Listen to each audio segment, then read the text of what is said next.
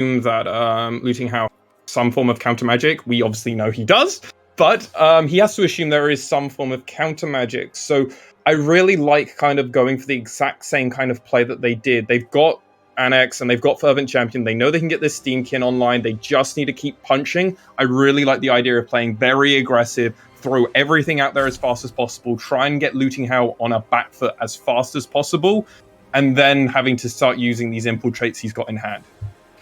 We do see Annex coming down. That is a big, big target to take away. And while the runaway Steamkin will still get the counter, will keep on swinging through.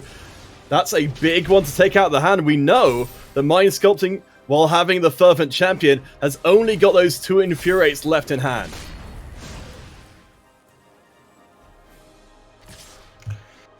So obviously this is just a straightforward spot where he can just attack through, go through, doesn't matter. Hit as much damage as possible and then figure everything out in a few more turns later. Alright, so we know from the side of Looting How, we've still got the Brineborn Cutthroat and Spectral Sailor. There's another Brazen Warrior, a great way to get rid of that Steamkin back to hand and strip away all the counters. Scryland comes down. Looks like no more land is required right now. The hand for Looting How has remained pretty cheap throughout this, so it's been able to play pretty much everything they wanted to. Yeah, they've been able to just kind of do exactly what they've needed to do. Obviously, losing that Annex is pretty bad. And having a Steamkin on 3 counters and just not really having much to do with it does actually become very frustrating. And then obviously having to play a Temple of Epiphany for the last turn is just kind of the worst spot to ever be in. You want to have all your mana open, especially in these earlier turns of the game. It's looking very, very difficult for Looting How to actually have opportunities to really come back into this game. It's actually surprisingly far behind for the player. The shot comes out to clear out the board and allow the clean attack in. Of course, we know that Brineborn Cutthroat is still in hand, and that shot was one of Ostrich's way of getting rid of those Cutthroats before they start to grow. Yeah, a really important thing to note is Ostrich is only playing 4 shocks in his deck as his only form of main deck removal. So seeing one of those 4 is hugely relevant. No lightning strikes, no nothing else. It's purely on that shock. So seeing something like that with the Embercleave still in deck, Looting How has to know that there is just so many threats that can just come off the top of the deck and kind of close the door so very quickly. Well, you mentioned the Embercleave, of course. One of the reasons why I suspect that we've seen Looting How holding onto that Brazen Borrower in hand. One of the few ways you can stop that Embercleave coming in and ending the game straight away. Yeah, obviously you can choose to either Endercleave the creature itself or the Embercleave. I always prefer, especially against mono-red decks, normally in the earlier turns to always Embercleave the creature. But as now Ostrich has far too much land or far too much mana at their disposal, they don't need to worry too much about what they need to play, how they play their cards. Basically, they've got the mana, they just need to make sure they sequence it in the correct order. We can see that Ostrich has drawn another shot, but they know almost certainly if they were to play that on the Cutthroat, it would immediately get some kind of spell to boost it out of kill range. It looks like it's just going to be the full force attack. Spectral Sailor, will it block here? Or will it be another one let through? I really don't like them tanking on that, personally. I actually would have just drawn almost nothing in your deck outside of Embercleave, which you can still play at flash speed. There's no reason to actually not play anything. You should just attack immediately, not give that information to the opponent. You have a double infiltrate, so you're actually fine with almost anything that the opponent does. So you should just withhold that information that you potentially have drawn something. It could be a double bluff, I get it, but I don't like the tank for the sake of tanking reasons. Yeah, the Brineborn Cutthroat will get the extra 1/1, but this is first strike damage coming in, now pumped up by that Infuriate. This is going to be tempting to go for the Brazen Borrower here to keep the Cutthroat alive, and I think that's what's going to happen, which means the door is open for that big old Embercleave turn down the line. Yeah, I mean, Cutthroat, rather. Brainborn Cutthroat. Ugh. God, some of these card names have so many syllables in it, it becomes very hard. Very Cutthroat, before we went live, me and Counterfeit were actually talking about key cards, and I said to Counterfeit, Cutthroat is going to be how the Is It Flash deck really stays into this, because they can build such a large creature very quickly. Shocks can't actually kill them, meaning that obviously you can kind of play very aggressive blocks and counters and all this other stuff, and then hope that potentially it's enough. Obviously, Ostrich has another Infiltrate and a Shock in hand, so this Cutthroat still isn't big enough. That's a nice draw there with the Opt and the 2 Brazen Borrowers.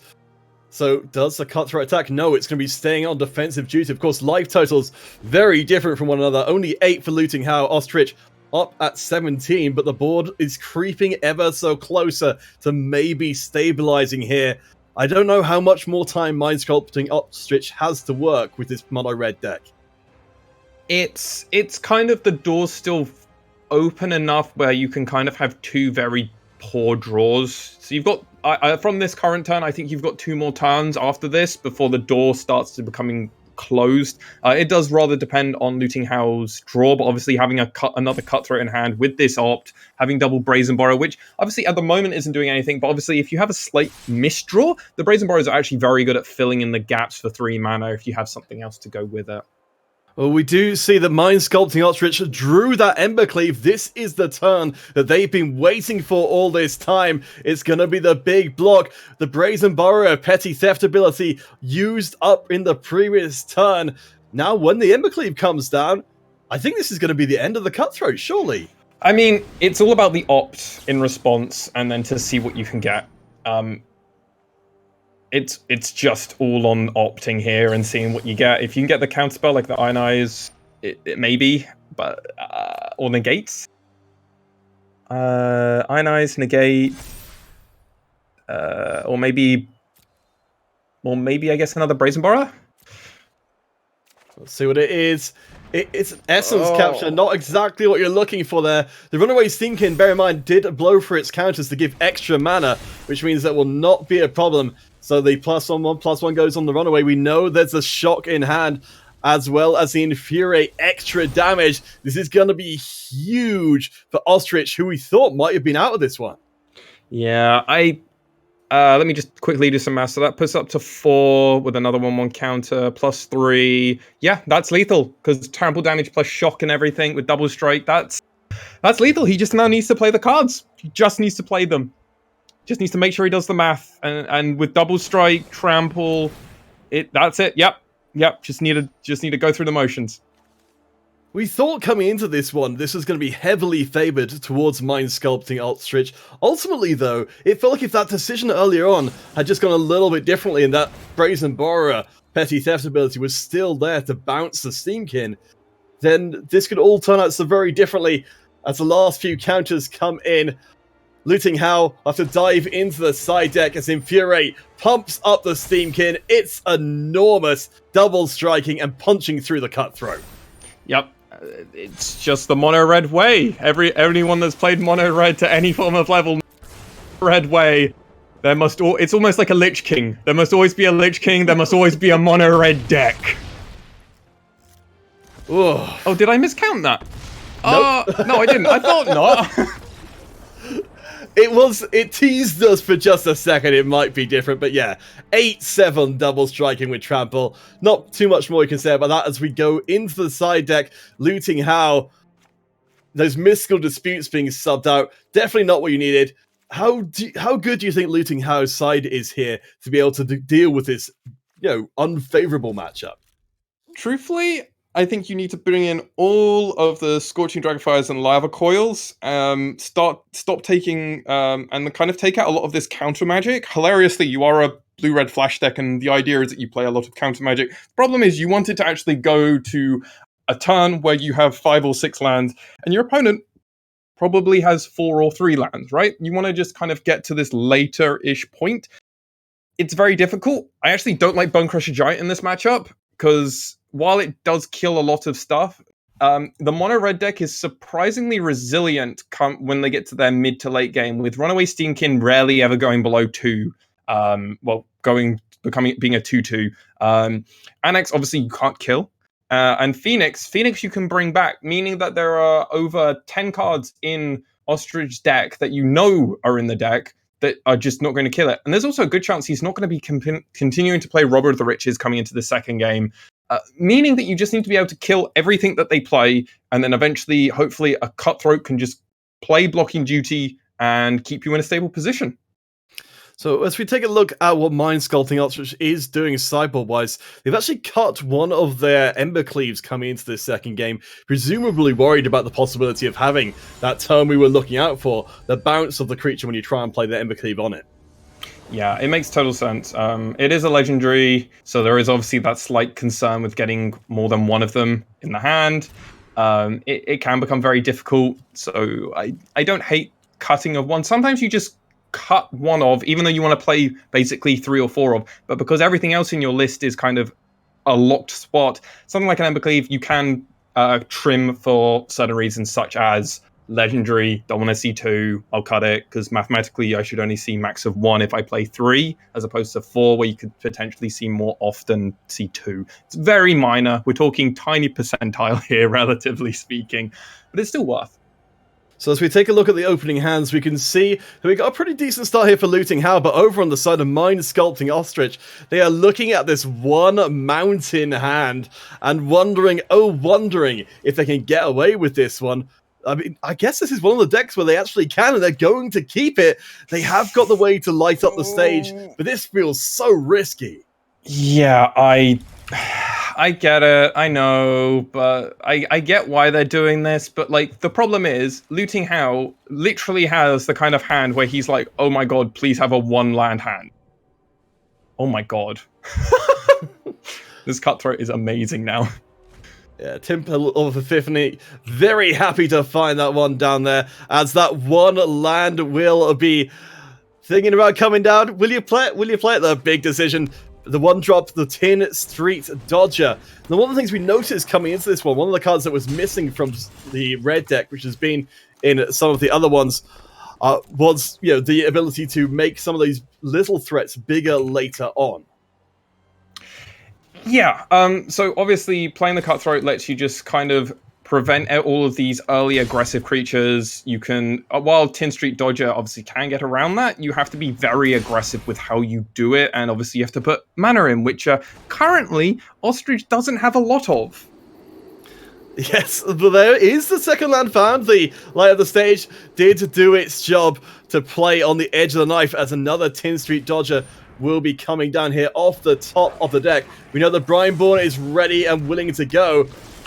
The third land does drop right into hand for looting. If it hadn't, that could have been a bit dicey. Yeah, one thing I do want to touch on while we're just in a little bit of lull is Ostrich decided to keep in the Robber of the Riches, which was a card I immediately said they should be siding out. So we've got definitely a color commentator disagreeing with the player. Interesting discussion. I've seen this countless times before, and it's always a very interesting spot to see. Yeah, well, right now we've got the situation of the 3 red mana. Of course, we've gone from 1 to 3 land quite happily for Mind Sculpting Ostrich. Thinking about what to bring in now. We know last time round it was Annex getting taken out with the counter spell. This time it could be Iron Eyes, but Bone Crusher works just as well. Yeah, this is a spot where Bone Crusher happens to actually look really, really good, and I look really, really silly from what I said previously. It's such a corner case, right? Because we know that Ostrich has Annex in hand, and if he just played the Annex, and obviously Looting Howl doesn't happen to have a counterspell, which he does, so both work, and I just look very silly right now. I'm well aware. If he doesn't have the exact circumstance that everything's working in, it never goes how he wants it to go.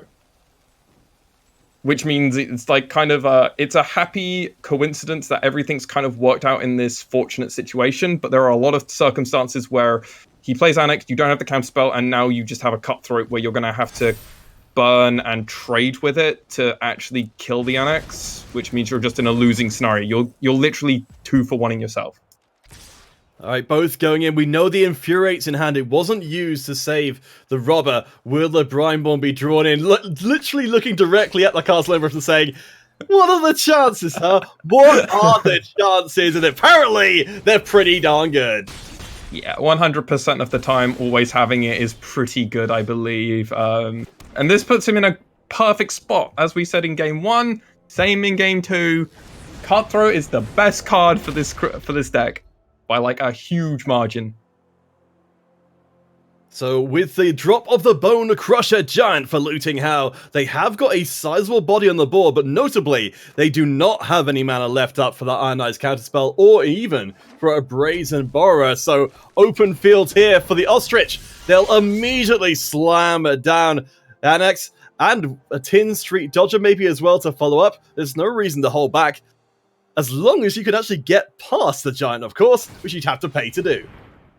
Yeah, it's an interesting spot. I mean, the Tin Street Dodger having haste, I actually like holding it back, not playing the one in hand.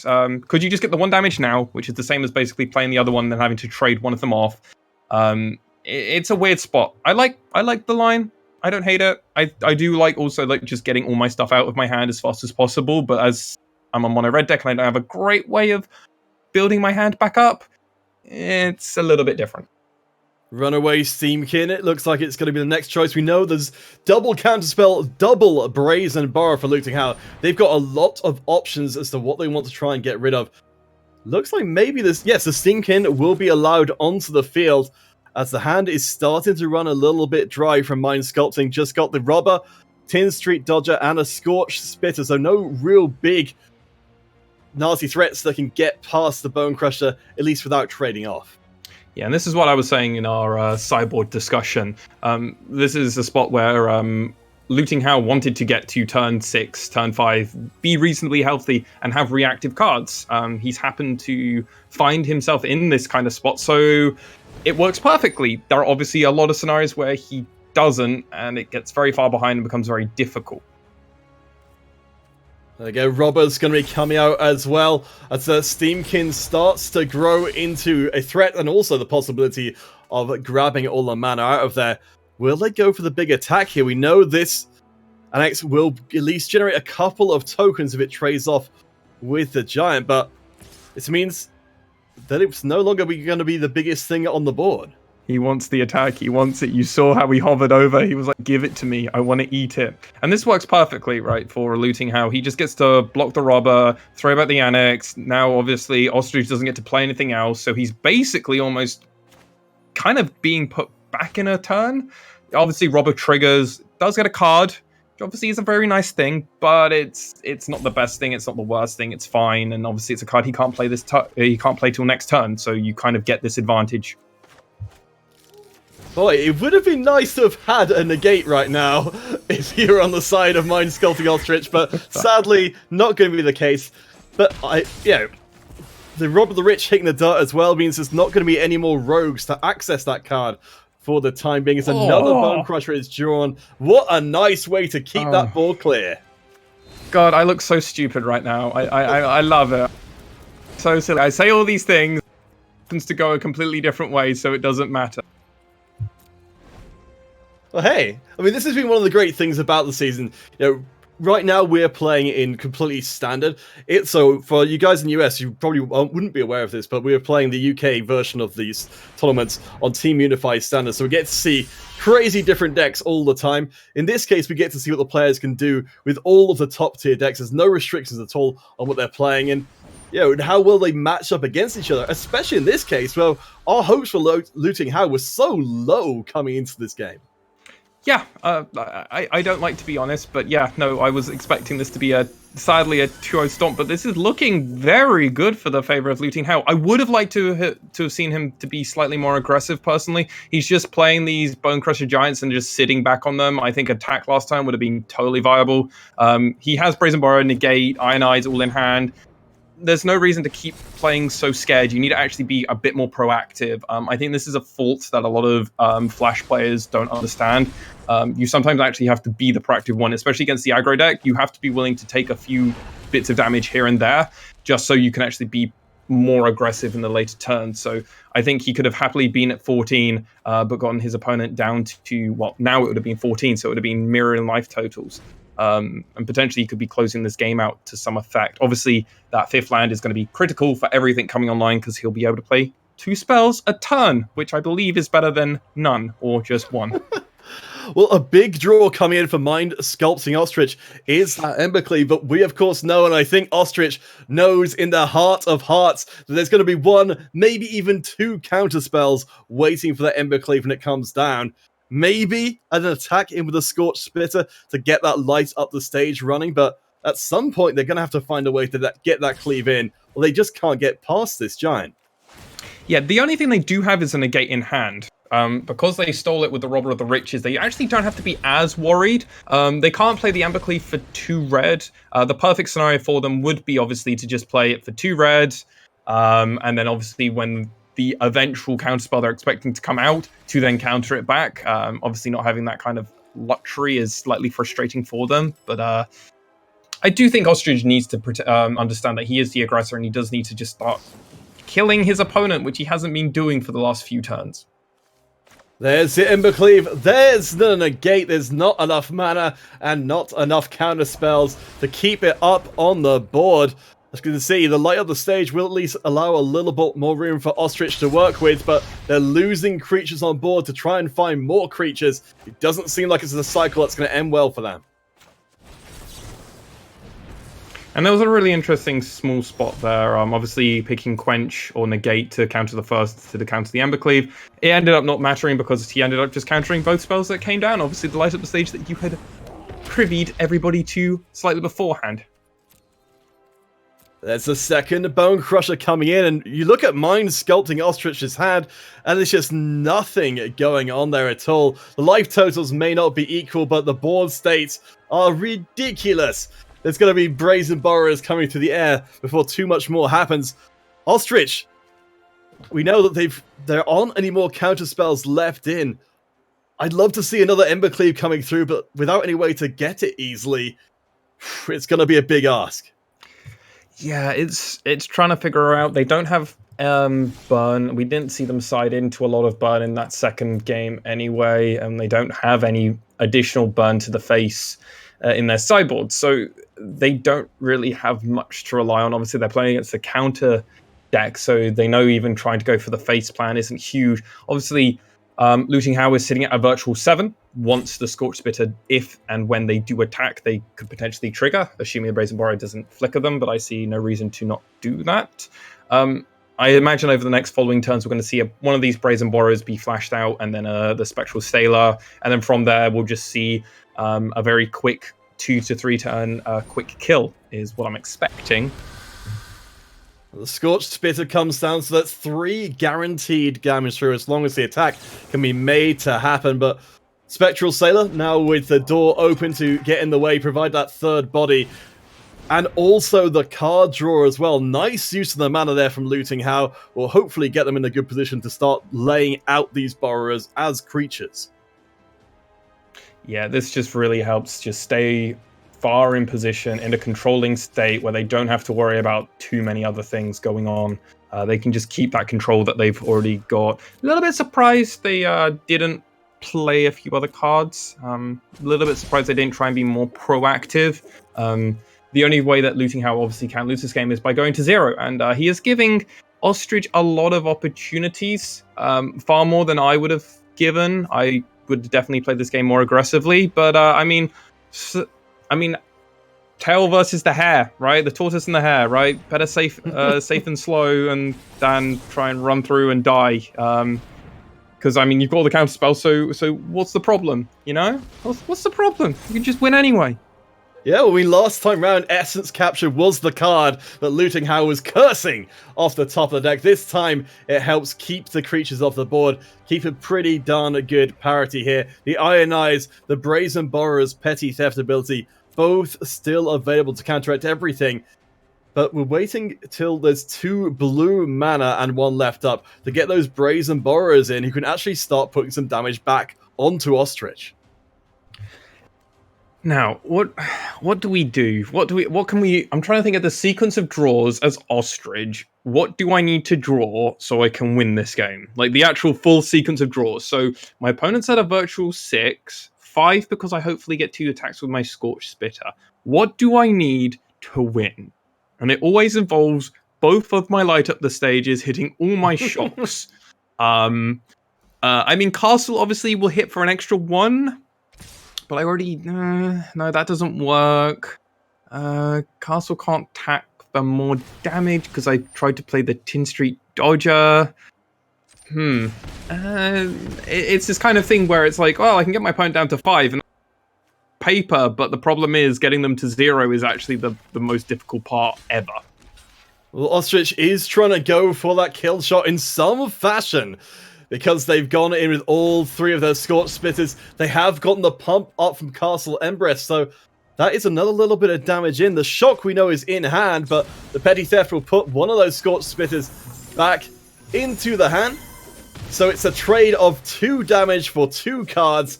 That's not even as good as a Shock to the face. No, almost a shot to the heart Bon Jovi would be happy with. But it just didn't work out, and now this is the kind of damage where Bone Crusher Giant, just 4 damage here, 4 damage there, suddenly it'll be over. Wait a second. If there wasn't a whole bunch of counter spells here, this maybe could have been the end of it. 2 damage to its controller. Claim the Huh! Yeah, actually, yeah. It would have been. Wow. That's kind of crazy. So that's guys, kind of crazy. We're down to just 3 life now. It's looking like, unless, well, we know that we've only got the Shock in hand for Mind Sculpting Ostrich, in with everything for Looting How. They finally survived the the huge wave of red aggression. Now the 2 unblocked attacks will finish the job. It's 1 game apiece, and back into the sideboards as we will determine who will be winning our first of our 3 matches here today between our 2 3-person teams. I mean, I look very stupid there. I mean, Bone Crusher Giants seem to be the MVP there, so maybe I'm wrong. I'm going to eat my words there. I'll eat my words. I'm always willing to concede the fact when I'm wrong. I don't know. I'm still kind of surprised that sideboarding strategy worked out for them. Frankly, but then I guess the good thing that they have going for them is that Ostrich just isn't sideboarding a huge amount. He's sideboarding a few cards here, a few cards there, and that's kind of it. Meaning, obviously, just Looting How just gets to kind of play, oh, I'm just playing against the same deck every single time. Oh, I can sideboard more effectively for that. Yeah, Looting How didn't sideboard anything from what I saw. As we check out these opening hands, we've got the Brine Mods, we've got Lava Coils to help clear out the field. And the other side, from Mind Sculpting Ostrich, 3 Shocks and a Runaway Steamkin. Oh boy, not a bad way to start game number 3, but doesn't leave you with a whole lot on board, so the mulligan will go through. Anax in this new hand, and a good amount of removal, as well as that Infuriate we've seen to use the great effects so far. Yeah, the Infuriates have been really key going into this matchup. We've been able to see them just do a lot in different spots, very unique spots in a lot of different areas. Obviously, he is on the play this time as losing that first game. So this is where the red deck always wants to be.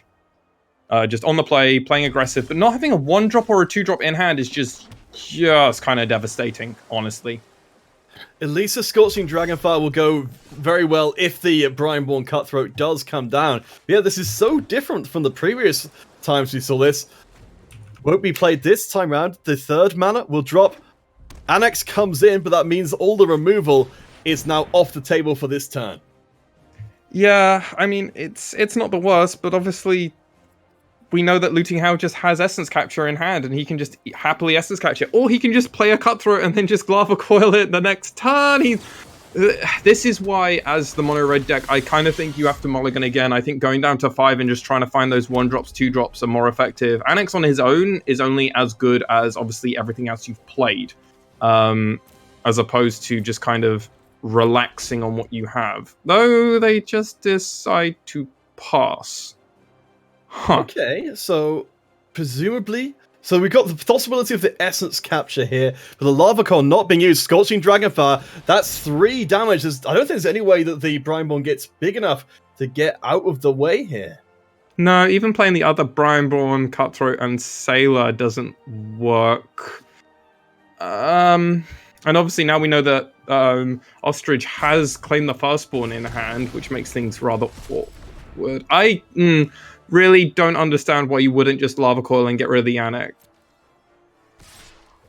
I mean, I guess value is a thing, but that seems far too greedy. That's giving the red deck an opening now from playing a very slow start. So now you're just going to play this into the Spectral Sailor. It's fine, but I have to wonder, maybe they were expecting the shock and thought that they could get the 2 extra health or 2 extra toughness from playing 2 cards rather than the Dragonfire. But now the shock comes down, of course, and there's only one card, the Spectral Sailor follow-up there, which won't make the Primal Cutthroat big enough. That's 2 Cutthroats down in short order.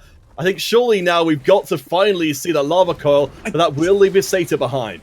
And now what? Now they should. No, they're wait. just doing. No, they don't because of Exile. It's Of Exile, course. not when they die. It's that little piece of text that Wizards started introducing, which I actually thoroughly love. As a, in my heart, I'm a red player. On the table, I'm a black-green control. I want the game to go to turn 50, but in my heart, I'm a mono red boy.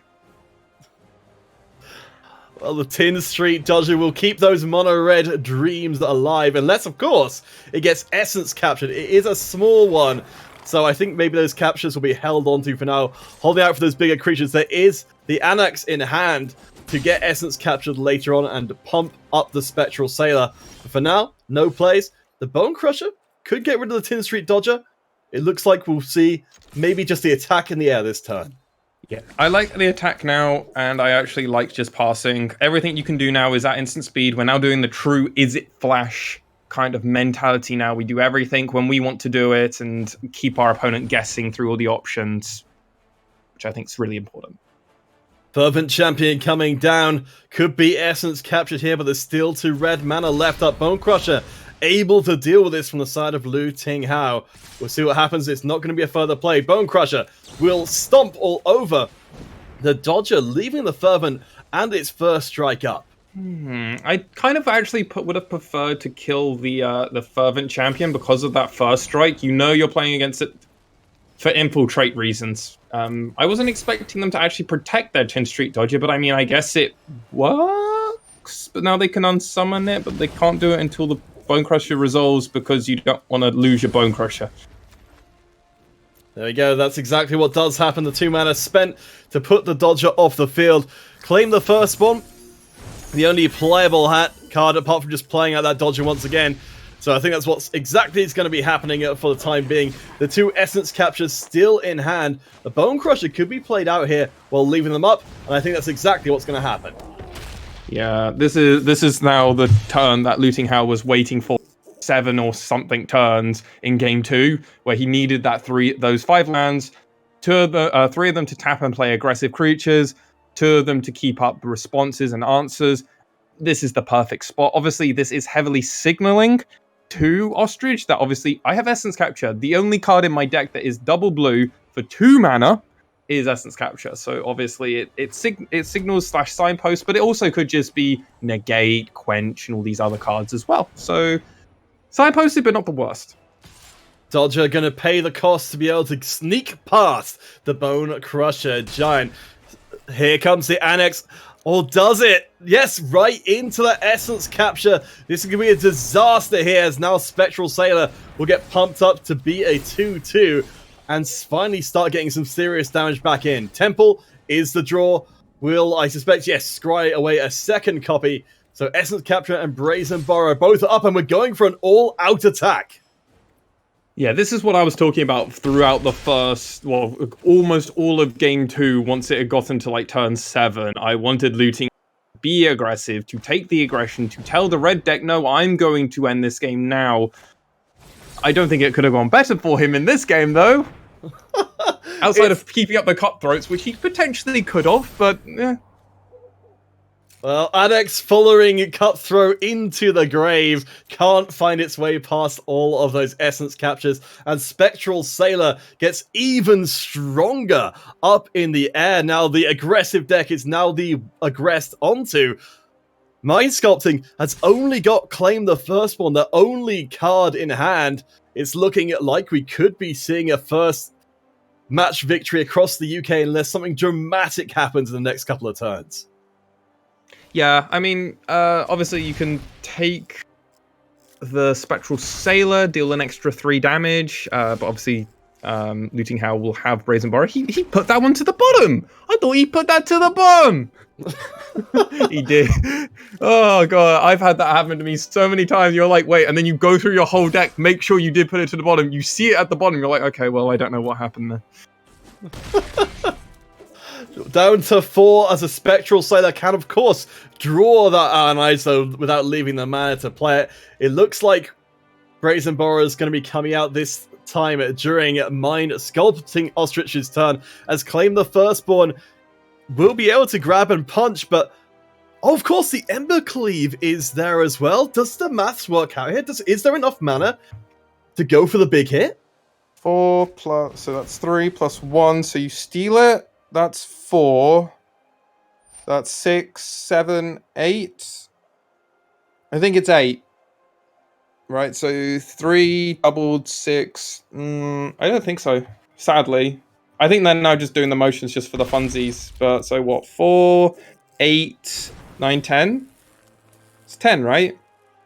Wait, they're stealing the Bone Crusher. Oh, 15, 10, 12. It's just 12. I mean, I would do it if I was in their position. If they, you've got a Spectral Sailor in the air that's going to end it next time round as the draw comes through. That still wouldn't be enough to counter the Embercleave. Let's see if those maths were right. It looks like it will be down to a single life to do the final turn here for Mind Sculpting Ostrich. That has got to smart as the Bone Crusher comes back to the other side of the field. Spectral Sailor good enough to end the game by itself. I expect we'll see the full attack in as our first best of 3 comes to the end. Looting How managing to take the win in an unfavored matchup. And that was a really, really cool matchup. And now, if I'm Ostrich, I'm immediately watching the VOD straight after this. Immediately to find out where I could have hit that 1 extra damage somewhere. If maybe it was with a Team Street Dodger a few turns or something else where I'd be like, oh, where could I have found that? That was very well played by both players, honestly speaking. Thoroughly enjoyed commentating that with you. So the University of Sheffield player winning out the first game, but we're going to be getting onto our second game after a short break. Just for you guys watching, could you give us a little preview of what we're going to be seeing in game number 2? Yeah, so we've got one deck that's known very well in the format, premier tier 2 deck. Not one of the top. We've already seen one of those, but John Sacrifice from I can't remember the player's name off the top of my Soseni, yes.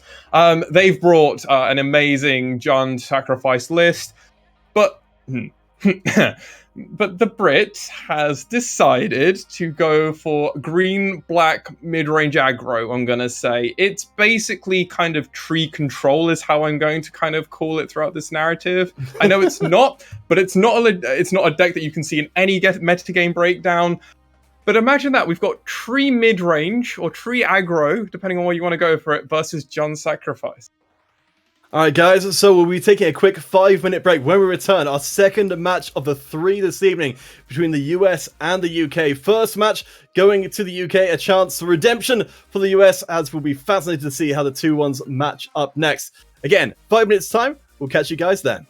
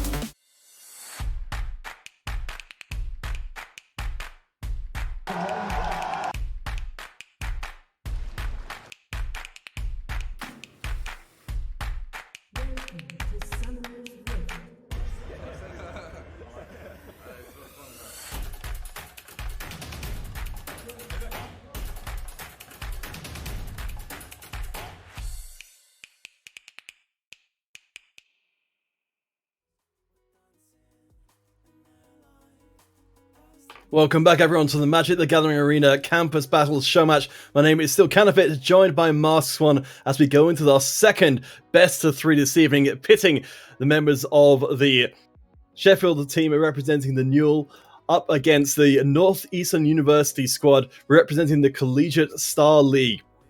Our first series went to the NUEL in surprising fashion, as it didn't feel like, we were not expecting those decks to match up. But now we head into our second series. We've got Sasani with the Jund Sacrifice deck, Arthur JP with the Golgari Henge deck. I mean, we have to know that all predictions are always subject to change here, but going into the second series, who are you favoring? Sasani. I mean, I don't see a okay, so... God, okay. So, this is the Great Henge mid-range, but aggro, because they're playing Knight of the Ebon Legion and Pelt Collector with Glove Changer Guardian. So it's more of an aggro deck with a kind of control, like Great Henge top end, right? So that's why I've called it Tree mid-range aggro. It's trying to do like three things at once. Versus a deck that is very, very known to be the best kind of mid-range deck in the format. That Sasani has decided to bring today. So it's definitely going to be an interesting matchup for us to see. All right, guys, our second match, our second best of three is about to begin. So though we're playing three matches, do bear in mind, we'll play out all three, even if it goes entirely to, in this case, if the UK win out here, it's not a best of three of the best of threes in a traditional sense. It's just being done for fun. We will later on be looking to bring back this kind of format, an international competition, as we check out our opening hands. For Arthur, they've got a lot of black, but not a lot of black land. And for Sasani, a much better starting hand with the Oven and Familiar, along with the Mayhem Devil, that makes it all come together oh so beautifully. Yeah, this is definitely a spot where it gets really awkward for Arthur, where he has to arguably mulligan aggressively. I don't hate taking this 6 now, but like get rid of the questing beast or get rid of the one with Paradise Druids and just really hope to just rip a land off the top and just kind of figure it out from there. It gets really awkward because if you go to 5, what are you hoping to see as this aggro mid-range deck against a known deck which is Jund Sac, which just means you're in a really bad spot if you go down to too many cards, because they will happily win through card advantage. It will be the mull down to 5, though that does mean the land is there to make the play. It's Spawn of Mayhem. We notice very conspicuous in the hand there as one of the big expensive pieces. And also Growth Chamber Guardian, not a card we've seen it too often, as it's actually going to be the cheap Pelt Collector, one of the ones sent away. What will be the other? I like keeping the lands. If anything, I'd rather get rid of Spawn of Mayhem and just go for all the lands. Okay. Or not what I said. That's fine. No one's doing what I say to do. Doesn't matter. So the Knight comes down. I suppose at least the Knight is kind of self-sufficient, but we know as the Cauldron Familiar combo has been tormenting people for quite some time, that just swinging into it, once that Witch's Oven in hand comes down, that straight aggro is not going to work anymore. No, it's just not going to work, and after a few more turns of this, it's just going to be kind of over. It's weird to call a game over after 2 turns, but when you are a kind of aggressive deck and there's Cauldron Familiar down against you on turn 1, and you know that they've kept their 7, you know it's never good. No, it's going to be the hit to the face as well as the Oven coming down. We know we've got the Mayhem Devil waiting for Sasani there in hand to make each one of these sacrifices hurt like crazy as another Familiar drops to the field. No chance of being able to rid the field. We have got the Regisaur in hand alongside the Spawn of Mayhem to at least allow for some big drops coming up for Arthur, though. Yeah, it's going to be all on this Regisaur and Spawn of Mayhem. They're going to be pulling overtime today, and they're going to need to if Arthur has any hopes in really closing this out with some timely fashion. As if this game goes long, it becomes more and more and more difficult for Arthur to ever really close it in an effective time frame. Yes, usually Knight of the Ebon Legion able to pump itself up to deal with these early problems. The one problem that cannot be dealt with is the Regisaur will be coming through. That's going to be stripping out a card from Arthur's hand. That Spawn of Mayhem, I wonder if it's even going to end up getting played. It's yeah. Next turn, so he draws a card, then he discards a card, then draws the card. He needs to either hit another land, so it doesn't matter, any land is fine, or he needs to be able to attack and then be able to play something afterwards. It does become rather difficult, but obviously we know what Sasani has in hand, and having this Mayhem Devil is just back-breaking in every sense of the word. Yeah, we need to be able to sacrifice the cats, have the cats sacrifice the food. That's a lot coming out every single turn that can be thrown out. That could be the end of the Knight of the Ebon Legion. We know that even though the Regisaur is so very powerful, it's going to struggle beyond belief to try and get anything through. As, there we go, the 2 sacks in a row. That Mayhem Devil clearing out the board. The Rotting Regisaur, I think the possibility of getting damage through seems to be about 0 right now. Yeah, I am a little bit surprised that they decided to do this all now. I'm guessing that they just kind of want control purposes. I don't agree at all doing it now. I see no reason why you need to do it now. You have cats. You're not going to block the knight. So why are you doing it all now? I'm guessing to just protect around Pump. But then you're going to want to block Cauldron Familiar, and then you're going to get it back. And now you're always down 1 Familiar until you can get another food. Seems a little bit questionable, but I mean, you're just hoping that they're just never going to be able to play anything, and it's going to work out beautifully here.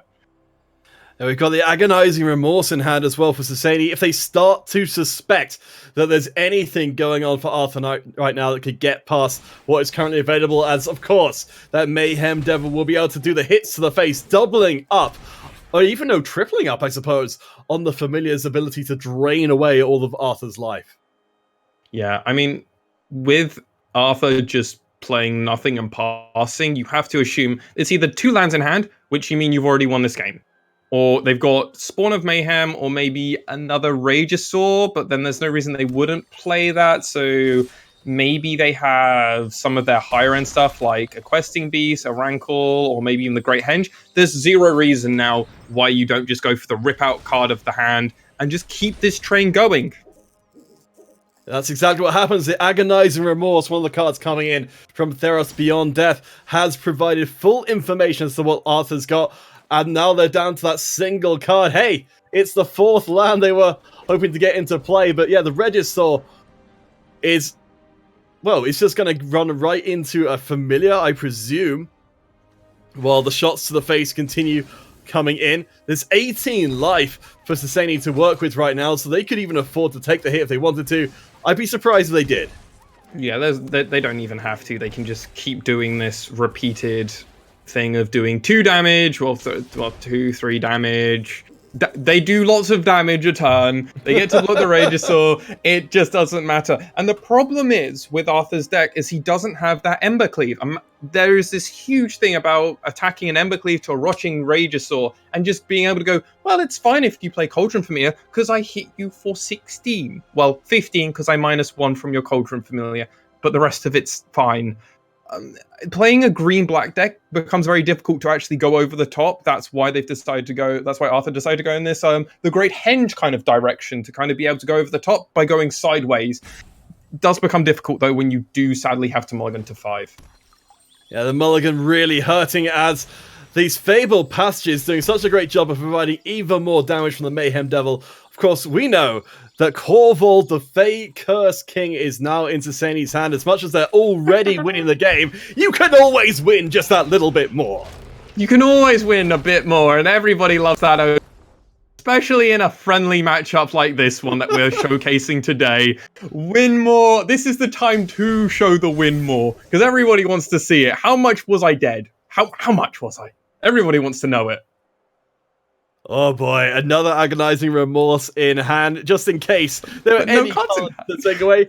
I mean, that's, blanking on the Agonizing Remorse, that's gotta, really smart, as Corval is lurking there, the infinitely already has got lethal without growing. Pelt Collector's not gonna do it, and that's the first game going across to the US. I wanted the Kobold to do the attack. I wanted it. I wanted my dragon to do it.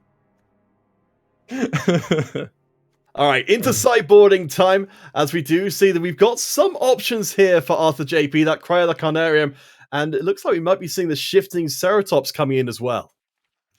Yeah, so the biggest and most important thing for Arthur to really get rid of is these Cauldron of Familiars. It becomes very difficult for him to ever like stay on top. Well, Sosani, she actually has a lot of opportunities for themselves to actually just kind of go in any direction that they actually want to fit. They can go into this Korvac, Titan of the Death's Hunger kind of direction. They've got Wildborn Preserver, Lovestruck Beast. They've got every opportunity open to them to kind of be like, well, what Axis was I scared of? I almost wouldn't be. If I was them, I'd almost not want to do too much sideboarding now, because I feel like a lot of players have this tendency to over sideboard.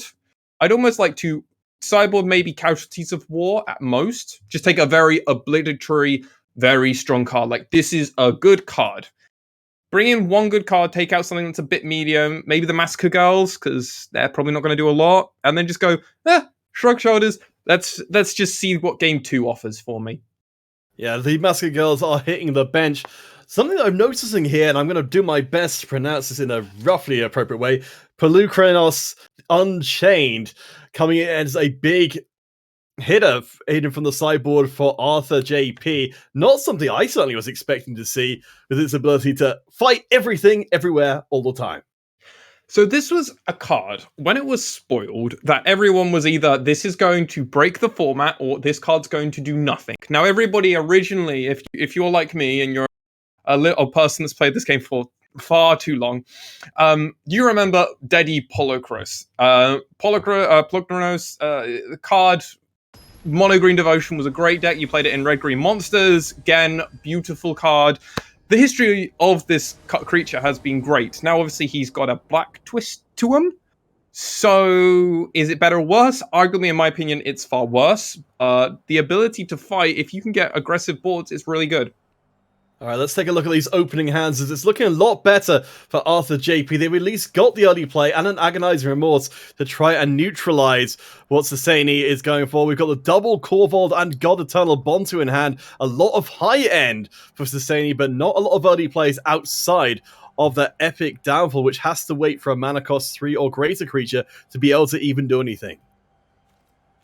Yeah, it does become very difficult. I actually really hate Arthur's hand the more I look at it, because all it's got is what turn 1, and then and it's got Pelt Collector into Remorse, and then it just kind of shrugs its shoulders. And he knows he's playing against a deck which will not give him the time of day. It will happily just play a Cat, Oven, wait till turn 5, play a Kobold, and just go, you didn't do much.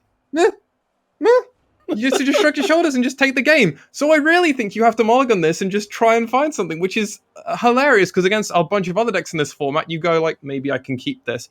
I just don't think you can keep this against a sacrifice space deck, or anything that also is better at going through the mid-range part of the game better than you. Yeah, it looks like Arthur is going to agree. We'll go for the mulligan to 6. We do see the Pelukrenos there as the answer that was brought in from the sideboard. Will it be the keep? That looks like a much more decent hand. Wait a second. Oh, whenever you see the menu come up, like, no, surely not. I think they're maybe just messing with us here. We've got a Paradise Druid for an early play, Murderous Rider for some removal, and the Agonizing Remorse returning for some hand action, as we have had Sosani also mulligan, now has double Mayhem Devil and a Noxious Grasp along with the Murderous Rider. A decent start, but no Cat and no Oven. Yeah, I mean, Sosani's hand is definitely better in a vacuum, personally. It has a lot more options open to it, and I like their hand a lot more. But it's very kind of, it's better now, but in 3 turns, if you don't draw anything relevant, it's actually a pretty medium to poor hand. So it's got a high upside. I like to look at it as a hand with high upside, but it definitely needs help. It's got good initial starting, but it definitely needs some help with like a Cauldron Familiar, Witch's Oven, and then you're basically golden, or maybe some of the later stuff like Kobold. Alright, so we're on to our first turns. Arthur JP with Swamp, Forest, and Castle Lockthrough. So they've got enough mana to cast everything in their hand if they make use of the Paradise Druid. I'm loving to see how the Polar Kranos ends out playing out here, because we'll do a pretty good job of trying to keep that board clear and keeping those cat open combos from getting out of hand. Yeah, and actually playing it on turn 3 here is going to be huge. Like, actually huge, because obviously Cersena has had to keep a slower hand. Being able to play Paradise Druid into Polychronos is just going to be very, very, very strong in the grand scale of things. But we might have a slight problem here. Yes, Arthur JP missing their land drop there suggests more than anything that's quite likely to be a disconnect on their side. So apologies, guys. We are playing across some pretty large distances, so I think we'll probably end up seeing a remake of that last one, which is a shame, because those are some quite interesting looking opening hands. We do get the chance to talk a little bit more about what our expectations would be under normal circumstances for this kind of matchup, though. Yeah, so this is a matchup that obviously we have hinted that we are definitely... Oh, okay. I think I keep getting whispers and I'm not sure what's happening.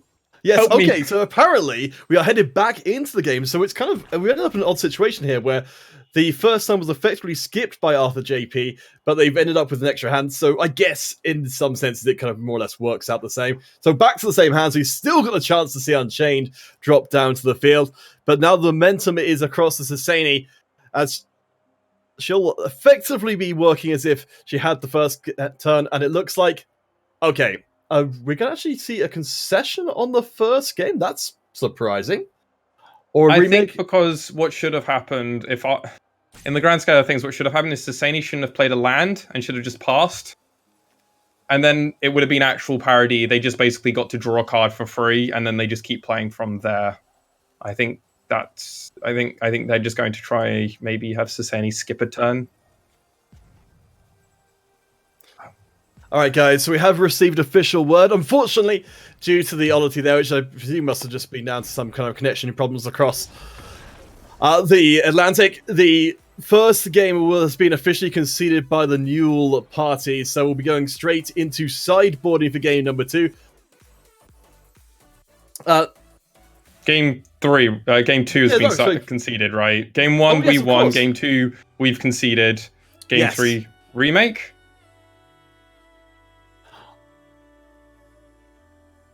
Yes, we'll have some updates for you guys in a second. It looks like our players are okay. So, however it's going to work out long term, our players are now going back into another game, and it looks like they're going to be playing this one out. So, we'll await official confirmation. Nope, they're just teasing us. How I expect this to go, as I have played this, I've played far too many games with competitive Magic the Gathering. I've played competitive arena tournaments. What I'm expecting to happen is the NUEL team won game 1. We all saw that. We then had a disconnect. Normally in a disconnect scenario, the player has to concede the match. Normally, that's what happens. The game, we still get to play another game. Or you concede that game, but you still get to play game 3 of the match, is what I'm assuming is happening. Okay. Sorry. I do apologize. It's a kind of a little bit of an unusual situation here. So, effectively, what we'll end up with is we're gonna go back to the situation that we had before. The concession was not on the game that was actually being played. It was that the series was going to remade entirely with the first game concession to put us back where we were. So you can basically just forget everything that just happened because it doesn't matter anymore. We're gonna go back into game number 2 and then start over again. Right. Okay, that makes sense. Oh yeah, because the Sasani would have just won 2-0 then, because we lost game 1. Of course. For some reason. Of course, it's a friendly thing, so we don't want to just concede and just go, oh yeah, they won, whatever. Okay, so back to opening hands. Of course, we're going to have a different setup than before. Arthur has got the 2 lands with double Growth Chamber Guardian and Pelt Collector. It looks like they're going to be... Yes, I think that was off a mulligan down to 6. So they've got some decent early plays, can bring in the Overgrown Tomb. On Sasani's side of things, it's a little similar to before, another epic downfall, Trail of Crumbs, and Thrashing Bronzodon, but no immediate plays. Yeah, this is actually arguably a far better hand for Arthur. Just being able to have that Pelt Collector into the Growth Chamber Guardian, with the Cryoth Canarium in case of any kitty cats that we could see in the early few turns. It's actually a very good spot for him to be in. Yeah, again, no cat and oven for Susani, as we will see the dig through the deck. So there we go, up to 2 land. We've now got a few options here for Arthur JP, as they'll go straight for the Growth Chamber Guardian. Not something we see too often, able to search the deck for additional copies of itself whenever it adapts or gets a 1-1 by any other means. Yeah, so the interesting thing is going to be actually where we're sitting at in turn 4. It's one of these interesting things I like to think about for Magic. The first few turns are almost negligible. People just play their cards out as they get them. Turn 4 and turn 5, especially in a kind of mid-range matchup like this is going to be where a lot of the game is going to be decided, and how the future of this game goes, and like the kind of cards that we're going to need to see from both of these players. Growth Chamber Guardian, obviously, though, just an impeccable card. Agonizing Remorse will reveal the hand of Susani. Will it be the Liliana we've started seeing coming through the decks? No, it looks like it was the Epic Downfall, I believe, taken out of hand there, which means that the Bronzestone will still be a concern here. Right now, though, Growth Chamber Guardian has got a chance to make the attack straight in and at least try and bring these life totals a little closer together. Worth noting, there is a missed land drop for Arthur JP, though, so they can't get that Spawn of Mayhem out, even with the discount for having done some damage. Yeah, it really does kind of hurt the deck. You really wanted to be able to either play this Pelt Collector or this Spawn of Mayhem. Having to almost take a turn off to kind of take a card away, it's just never where you want to be sitting. I believe that's a second missed land drop there from Arthur JP. Not the best of starts when their entire hand is costing 3 or 4 mana. That Bronzedon now the biggest thing on the field. And we know we've got follow-up. We've finally found the oven. No cat as of yet, but there is a Love-Struck Beast there. And as the turns pass, we're getting ever closer to Liliana, Dread Horde General, dropping down for Susani.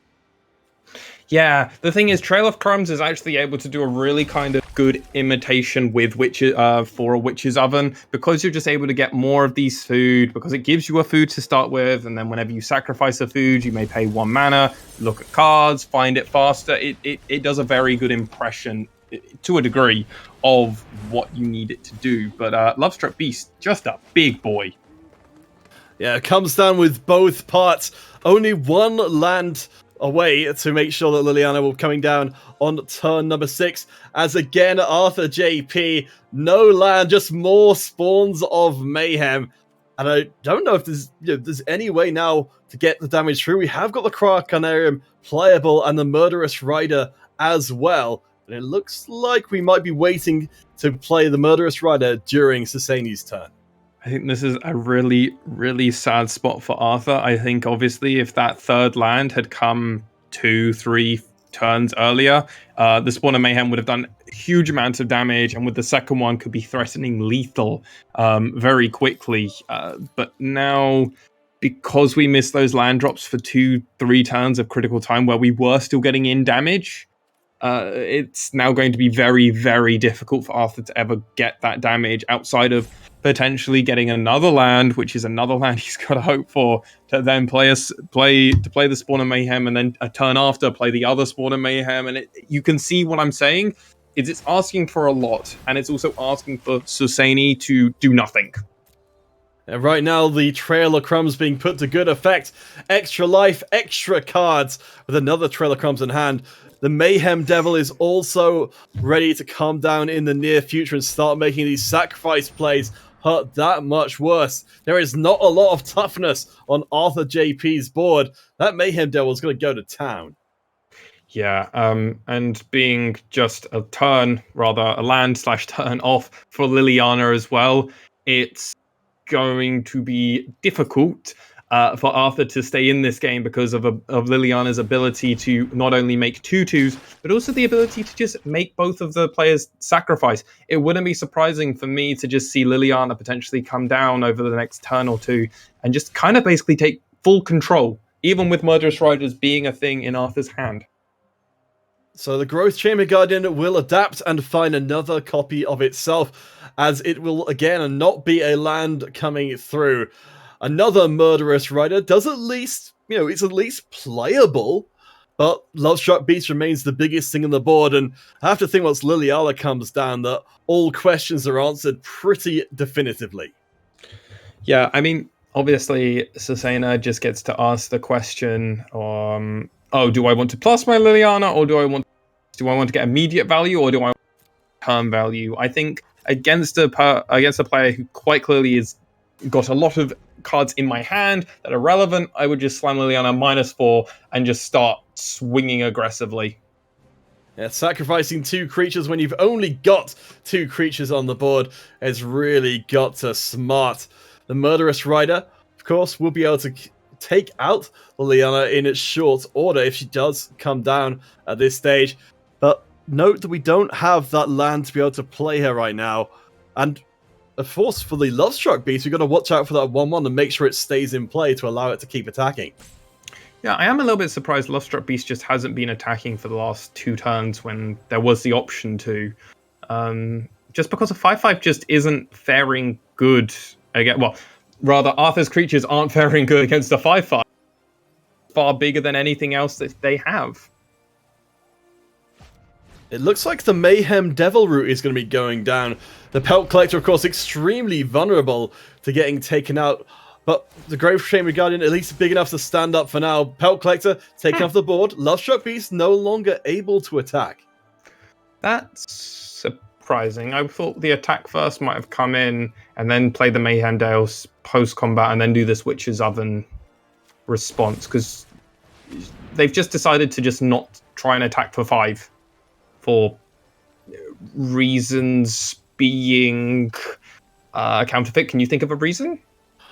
I think maybe just comfortable with where they are right now. Certainly there's a lot of insurance for Susani later on as the first of the 2 Murderous Riders is cashed in.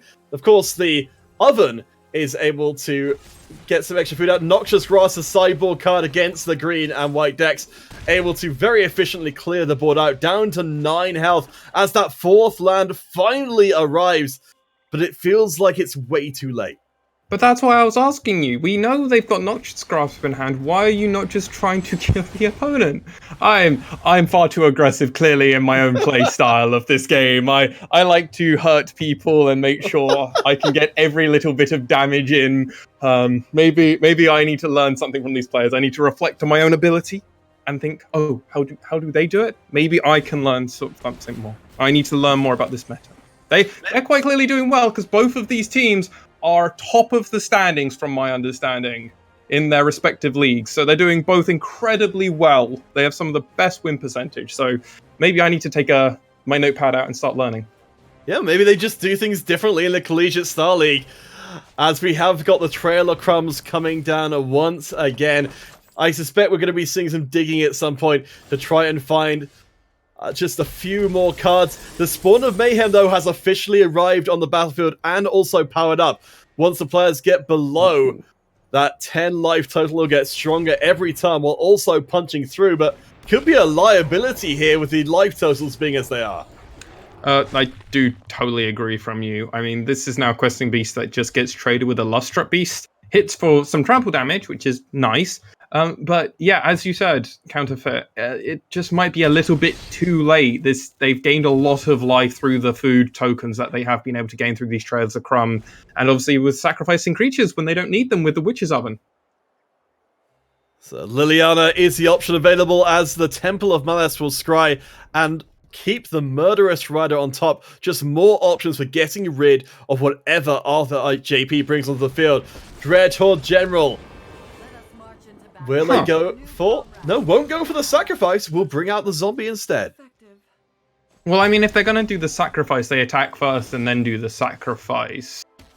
I mean, I guess they're just on the idea that my opponent has a Spawn of Mayhem. That's a 6/6, but it's hurting they're hurting themselves. So if my Liliana gets to stay around, they've already played 1 Murderous Rider that I'm aware of. I know they play 4 in their deck, I'm guessing, but...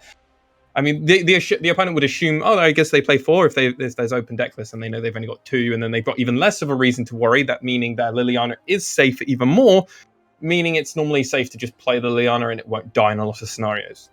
Well, I mean, if you're going to Murderous Rider the Liliana at this point, you're dropping yourself down another 2 life when you're on 4, just accelerating the clock that your own Spawn of Mayhem will finish the job here on the series. I don't know if that's what Sasani might be going for here, just as a way to make a memorable experience for all those watching. I wouldn't put it past them. Sadly, their team lost round 1, so really got to throw everything in, every access in, and go, no, this is our game. We gave you game 1. We let you take that win. We're gonna take the rest of these guys. Don't worry. So Murderous Rider and Growth Chamber Guardian will get in the way of the Brontodon and the Zombie. We know the Liliana is down to just 1 loyalty counter at this point, so a shadow of her former self. I'm just kind of looking through this and trying to think, is there a world in which Arthur JP turns this game around and gets to go to game 3? So it leans on Murderous Rider not dying. It leads on Murderous Rider killing Murderous Rider not dying. Pretty good. Okay. I'm playing with Sasani now invisible because I'm trying to think of every possible option. I'm just assuming all they do is they draw lands. No, I can't come up with a sequence. I can't for the life of me come up with a sequence of draws that keeps them in this to a reasonable degree. This Spawn of Mayhem is only going to kill them because they can attack for 6, and then they have to kill their own Spawn of Mayhem. Oh, okay, yeah, play the Murderous Rider. Because they have to kill their Spawn of Mayhem here or they die next turn. Wait, okay. So this might change things. The Great Henge has got the life gain ability, so at least you won't die to your own creature immediately.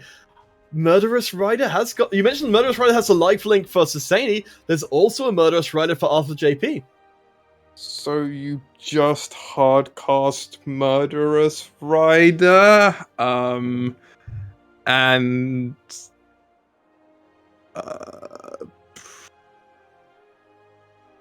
Cry kills 2, but doesn't quite work because Cry's sorcery, if it was instant, it would at least potentially save them. Alright, it's going to be the Murderous Rider. That is going to be the Great Henge used, so Murderous Rider will come in with the one token, as well as that extra life coming from just using the Great Henge. That's 3 life linking, 2 life from the Great Henge. I don't know, Swan, I'm starting to believe here. I'm starting to believe that maybe, just maybe... It's not a strong belief, but... I mean, you can't... You have to attack with the... But you can't attack with the Spawn, but you need to attack with the Spawn, but you can't attack with the Spawn because you need to kill them. This is next turn lethal, so you have to attack. But if you don't attack... If you attack, you die. They don't attack? They don't attack because they don't want to die. I like at least not dying. I like not dying. Hey, who's your best friend? It's the Cauldron Familiar. Coming to the field and making everything irrelevant. As everything is thrown up into the face of Arthur JP. So we will have some good blocks coming through. So that's going to be 4 damage, 3 coming through as the heal. I mean, as the witch... Oh, of course, no, of course, it won't be. It's going to get sacked. Yeah, this gets sacked. Thrashing Bronstodon also gets sacked to kill the Great Henge, so there's no more life-gaining shenanigans as well. Or not.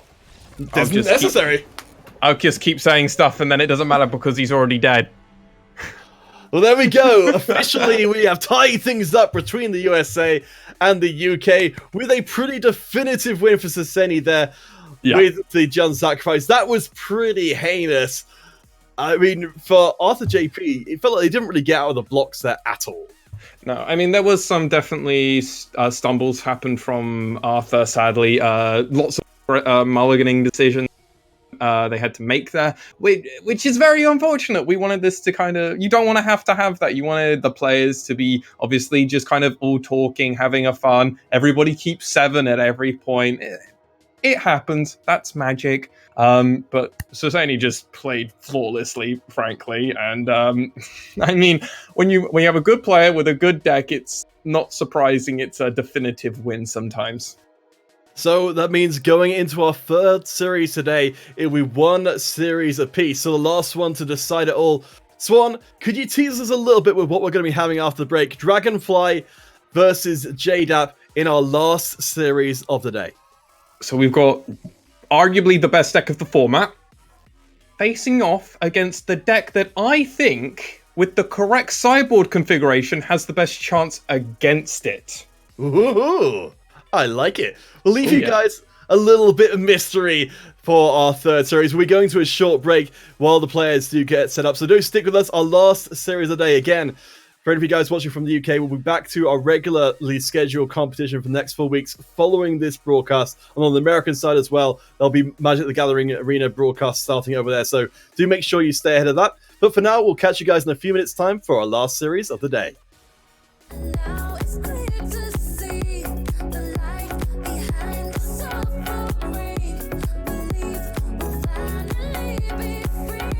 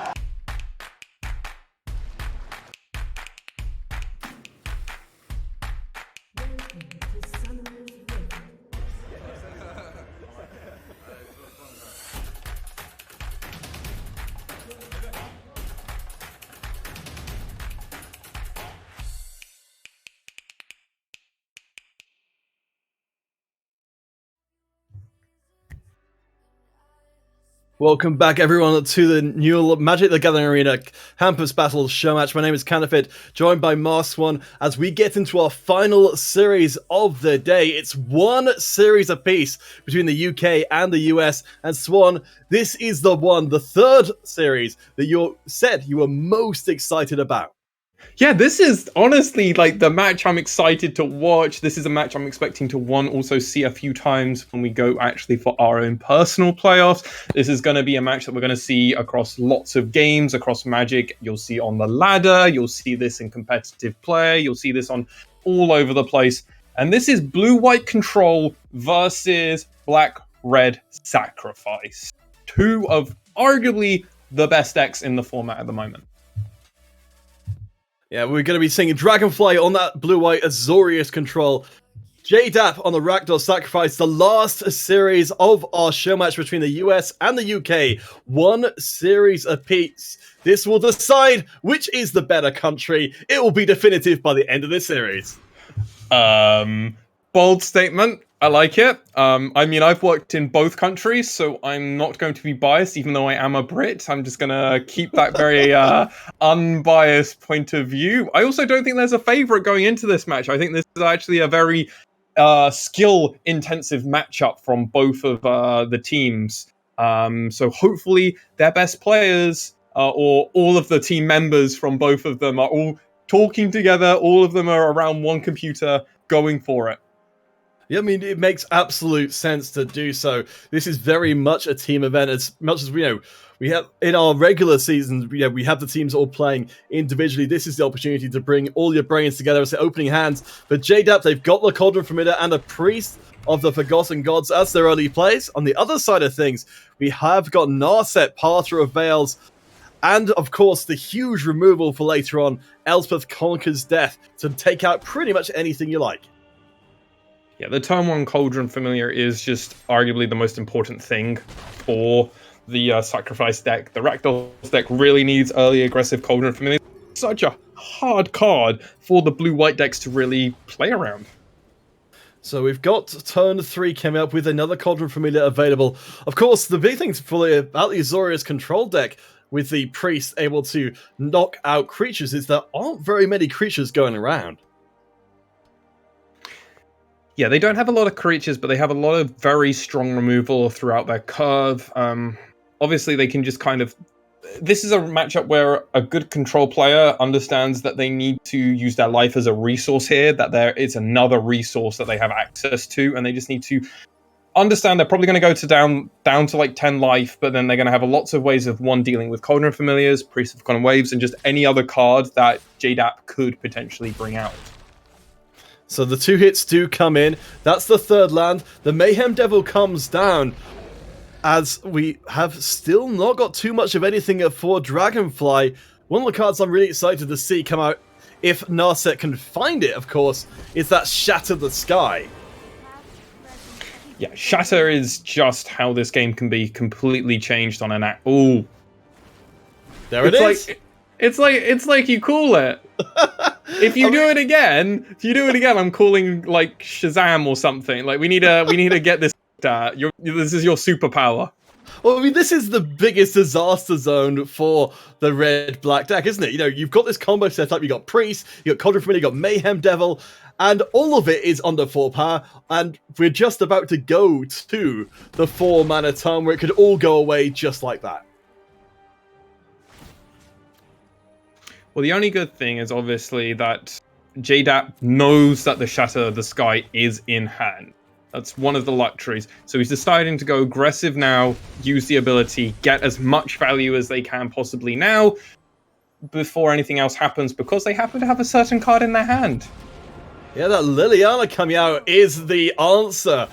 to getting out creatures and making them worth it. This is one of the worries we had about JDAP's deck, is they wouldn't have enough mana to get the Liliana out before their creatures got wiped, but the Priest got them that 2 mana extra they needed to get up to the 6 and put Liliana on the field.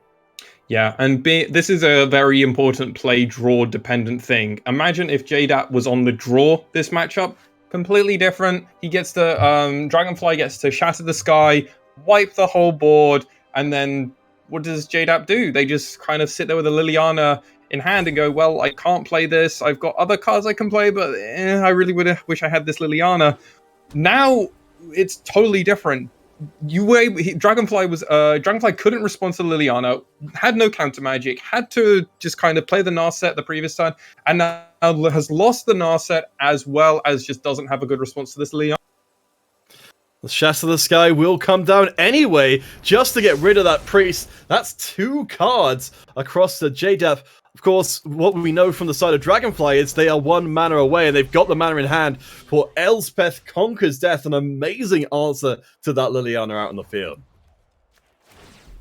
It's definitely an interesting spot. Because you get to exile a permanent, it does still get to target that Liliana, but because they're able to just kind of throw so much more advantage, and now they can basically play a turn where they can throw everything out that they've got in their hand, continue applying pressure, and that's what they're doing. They're playing all the cards, and then Dragonfly has to respond to this Liliana, and if they don't, they're actually just going to lose. So here comes land number 5, the decision. Do you play the Elspeth Conquers Death right now? It looks like the Liliana seems like it's too threatening, but you're right, it leaves a board of 3 different creatures up. I mean, that's 6 damage. Yeah, there's another Mayhem Devil as well, ready to rock. Yeah, it's so hard. This is why it's such an interesting matchup, because the red-black Rakdos Sacrifice is able to actually go play this underneath, over the top game versus Azorius Control. Whereas Azorius Control wants to basically play against, it would much rather play against a consistent mono-red deck that we already saw. That's why we've seen in Premier play, mono-red decks have been able to lose to this blue-white deck, because the blue-white deck can actually just stamp out everything that they're trying to do, whereas actually the Rakdos deck is able to play this under-over game with Liliana, and that's how they're able to do this with Priest of the Forgotten Ways, lots of ways of getting continuous advantage as we wait for Dragonfly to decide where he wants to throw this. So with the second Elspeth Conquers Death in hand, it looks like instead they're actually going to attack the field. But we know there's another Mayhem Devil coming. I don't know, this feels like we're already in desperation territory for Dragonfly here. Yeah, I mean, I understand getting rid of the immediate damage, which does make sense. Try and keep as much life going as possible. You've got another Elspeth, it's fine. We're not going to take too much damage. We're going to go down to 7. But you're against a Conjurer Familiar deck. They have longevity built into them. They get you low enough, you're now at very threatening. Whoa, I love that. I love that. That's so smart. Just push damage. Yeah, the Castle Embereth being used to pump up the creatures. Now it's still back up to 3 again. Could Dragonfly, representing the USA and the CSL, the deck looks like it could generally just be too slow here as the second part of Elspeth Conquers Death comes into play. Do we see the second enchantment coming down to get rid of Liliana? Or just the Narset instead? We're down to 5 life. They're also threatening to just Liliana Emblem. Ultimate rather. Because Liliana's now at 9. She's got to hang around for so many turns. I think the Narset was trying to look for let me think. Would it be Birth of Melodies, maybe? No, that gets you a land. Omen of the Sea, that doesn't do anything here. I guess you have land, so you go land. Banishing Light. But then that does the exact same. Yeah, it was just kind of seeing what you had and see if they're going to still kill you. Oh boy, wow, this got out of hand real quick in this game number 1. Bear in mind, guys, of course, we do still have a game 2 and a potential 3 as this third series looks like it's going to be pretty much done. So that Castle Embereth is again there to pump up the creatures. There's only 3 mana if you include our Fable Passage, and there's nothing coming back the other way from Dragonfly. Up at 20 life, down to 0 for Dragonfly. A perfect victory for JDAP. Yeah, and that's why this is such an interesting matchup. Imagine if he doesn't have Priest there. Imagine if JDAP doesn't have Priest there, doesn't get to win that game in that fashion. Just completely becomes under and the Azorius control deck just gets to do exactly what it wants to do. But that just wasn't able to happen, and JDAP was able to take that win in somewhat convincing fashion. All right, so diving into the sideboards for game number 2, as it looks like some of the top end is perhaps being trimmed out of JDAP's deck to try and make sure more happens early on. I think JDAP very much aware, as we were aware, how close that game was as the Agonizing Remorses and Angareth Rampages come in. Yeah, these are the 2 key cards. I'd be surprised to see much else really come in. But Agonizing Remorse, just being able to look at the hand, there's 0 downside. Losing 1 life against a control deck is just nothing. It's free. It's still free. Card literally says, pay 2 mana, look at their hand, lose 1 life. It's almost Thoughtseize, except it costs an extra mana, which is huge in the early turn, so it's not quite, it's close, it's good. It's very good against control decks, gets out all their planeswalkers, enchantment removal, sorcery board wipes, which we saw, and also just counter magic in certain spots. So I love bringing that in. The Angareth Rampage is also the most important card to, one, also be able to force opponents to sacrifice their creatures. Instead of targeting it, you just get to sacrifice it, but also getting rid of planeswalkers and just getting rid of either a Narset or a Teferi, just getting it off the board, not having to worry about it anymore. These are the 2 cards that you need in multiple different spots because they do so many different things. All right, so with the sideboarding for Dragonfly going right now, it looks like they have thrown away some of their more expensive draw. We did see the Thirst for Meaning thrown away. And yes, the Aethergust coming in as a 4 of. So again, I'm gonna disagree with the player. I'm gonna probably go 0 for 3 today as be going on. Aethergust just isn't hitting enough relevant cards. They've got Mayhem Devil, and you assume they probably play maybe some number of other cards. We know they've got Dreadhorde Butcher, which is not a typically common one, but I just don't think there's enough red cards. I think, to be honest, JDAP mostly won with black creatures. So bringing in a card that doesn't interact with a majority black deck that splashes for red, I just don't think that's going to be effective. I think that's going to hurt you more in the long run. Let's take a look at these opening hands. So for JDAP, they have got a Dreadhorde Butcher we were talking about before, but they won't maybe get the chance to go in with it as the Temples on the other side. Let's see, so we've got the Birth of Meletis, and not a bad start, a double Shatter the Sky, and Dawn of the Sea that was being brought in as slightly cheaper draw power, as we've seen how important the early game will be. Yeah, and these early few turns almost always favor the black-red deck, because that's what they're meant to be doing in this matchup. They're meant to always aggressively play, get an early advantage, and then have to figure it out from there. So the Birth of Meletis didn't get to actually get played last time round, but very nice here to make sure that hand stays nice and healthy. Getting out an early blocker as well would be pretty nice to throw in the way of the Dreadhorde Butcher. Yeah, it's actually really strong. This is why this card is seeing a lot more play. Just being able to put up a large 0-4 wall, it doesn't matter that it can do anything else. You're just really happy to, one, keep the lands coming on the early few turns, getting an aggressive wall, well, not aggressive, I guess defensive wall, and then gaining incidental life against a deck like this. It's really nice. Well, the Butcher, this turn at least, gets to go in with the open field. That will no longer be the case. Does mean it gets to go up to 2-2. So if it gets nailed out here, it's going to be a little bit of an issue. Throwing that damage around as Teferi drops down to the field. It's starting to look a little bit more like Dragonfly territory as they burn through the 3 loyalty, throw the Dreadhorde Butcher from the field. That's all of its counters gone. And no more instants, if there were even any to be had. Yeah, this is the slight problem that the Rakdos deck can have. If you have a slightly janky hand, where it's not the perfect lands for the early few turns with creatures, it can become very awkward to actually play everything in an effective state. And that's what we're seeing right here. Obviously, we haven't seen the double Gutter Bones, but obviously that's not the Dreadhorde Butcher that the opponent knows that we have. So now you're down on card knowledge, information's more available, the opponent knows exactly what you're doing, and this is a blue-white player who normally doesn't get hand advantage or hand information. This is more information for them, which means they know what they can do with their shatter the sky rather. It's not of the sky; it's just the sky. Yeah, I mean, I think the Gutterbones are going to be seeing the dirt pretty soon.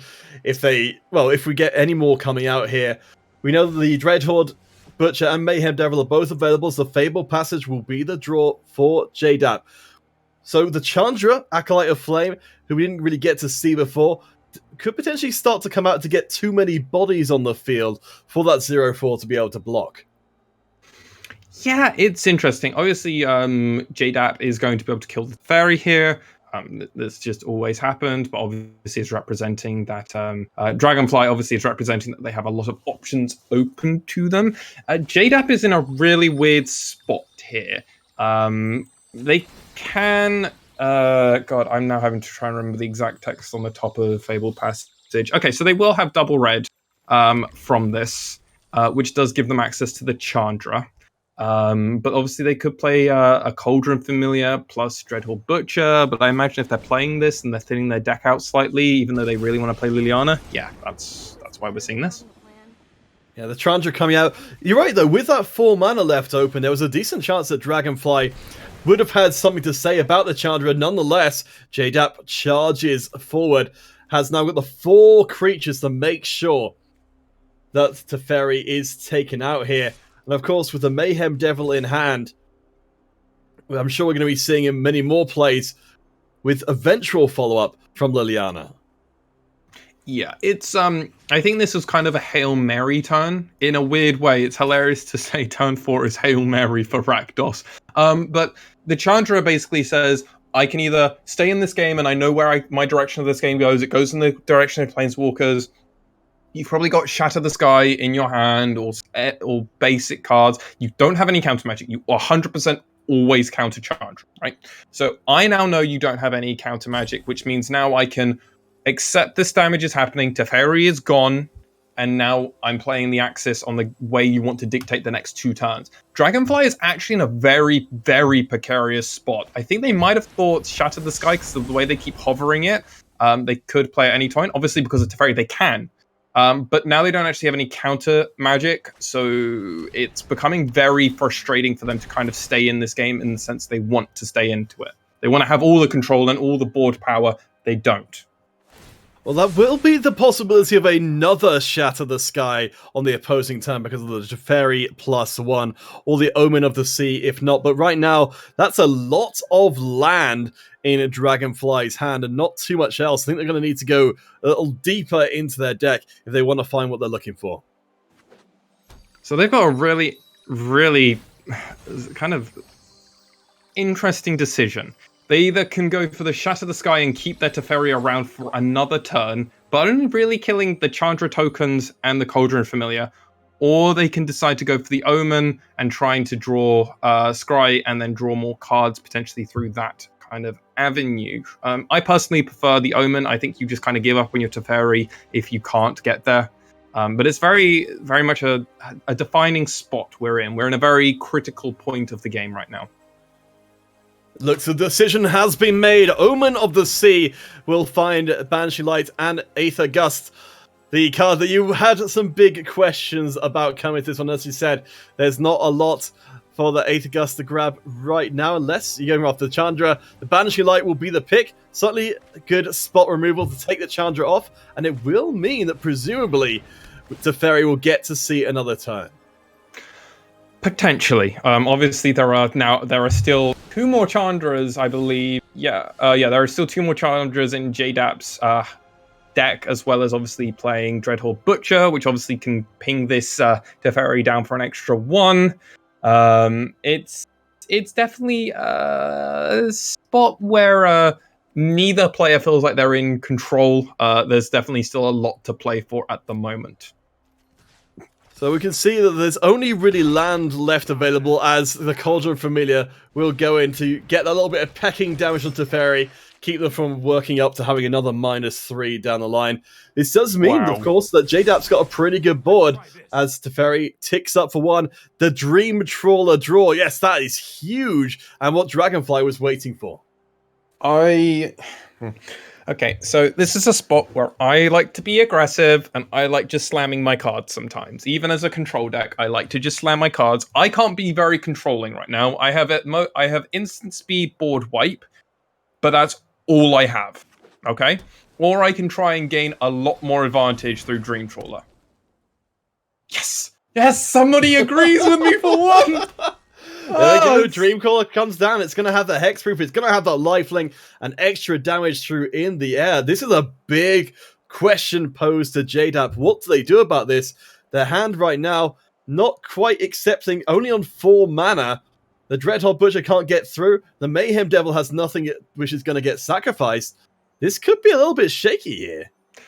So players that aren't 100% familiar, Dream Trawler is a 6 mana 3/5, which doesn't normally sound very good, but it has flying and lifelink, and it's that lifelink that actually makes it very strong. It also has the ability where you can just discard a card from your hand. Arguably, Dragonfly has 2 cards he's fine with discarding from his hand, which means he can give it double hexproof, which means it's so hard for JDAP to ever kill this creature. It looks like instead of trying to kill it, it's just going to try and bully past it with 3 different creatures to take the Teferi down. And of course, can only block 1. There's no mana for that Shatter the Sky this time round. And in fact, we don't think we're going to be seeing that too soon with the Dream Trawler, of course, being a victim of that as well. Yeah, this is just a spot that Dragonfly is actually is just very, very happy to be in. They're like, that's fine, we'll kill your Teferi. You can draw a card. I'm fine with you drawing a card. I'm going to draw far more cards than you. I'm going to gain a lot of life. It means I'm winning the axis on basically everything. I'm fine. You can get your Gutter Bones back over the next few turns. That's fine as well. I'll happily put cards in your graveyard. That's fine. You can damage. You can do anything. I'm winning this game now. In every avenue, I'm winning this game. It's fine. I can lose my Teferi. It doesn't matter. My Teferi had already prevented you from dealing me so much damage over the last few turns. We do have the draws coming in from the Midnight Reaper thanks to the Butcher, who the second one of which will go up to a 2/2, but the Dream Trawler with the draw now up to 4/5 as Elspeth Conquers Death comes in. What a lovely card to have right now, and the Absorb draw as well off the Dream Trawler. This monster is ridiculous. So attack for 5, gain 5, draw a card.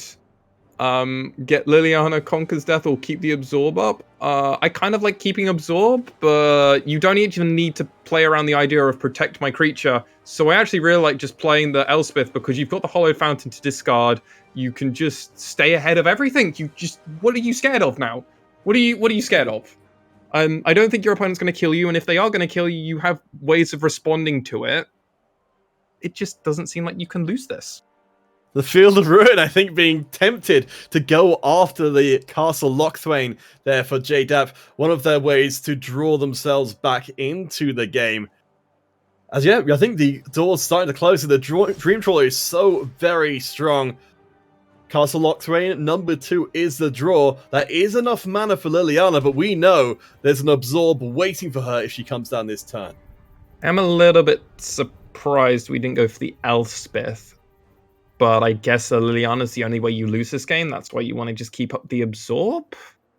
But the thing is, Elspeth that Conquers Death, I almost hope that we're wiping the board as Dragonfly over the next turn or two. Because obviously we can just bring it back with Elspeth Conquers Death. And we're playing against a red-black deck. Unless they have exactly Angrath's Rampage on the turn that we're looking to get it back, that's the only way we can reasonably think of losing this game. Which means we have the Absorb for that, which means we gain 3 life, it's fine, we just get to keep doing this whole sequence of turns again. But guess what? Because we brought it back with Elspeth, it's actually slightly bigger. So it basically means we only lose an attack, but then we get to wipe our opponent's whole board, which means we're horrendously ahead and they just can't stay in it. I hope you followed my weird journey through that.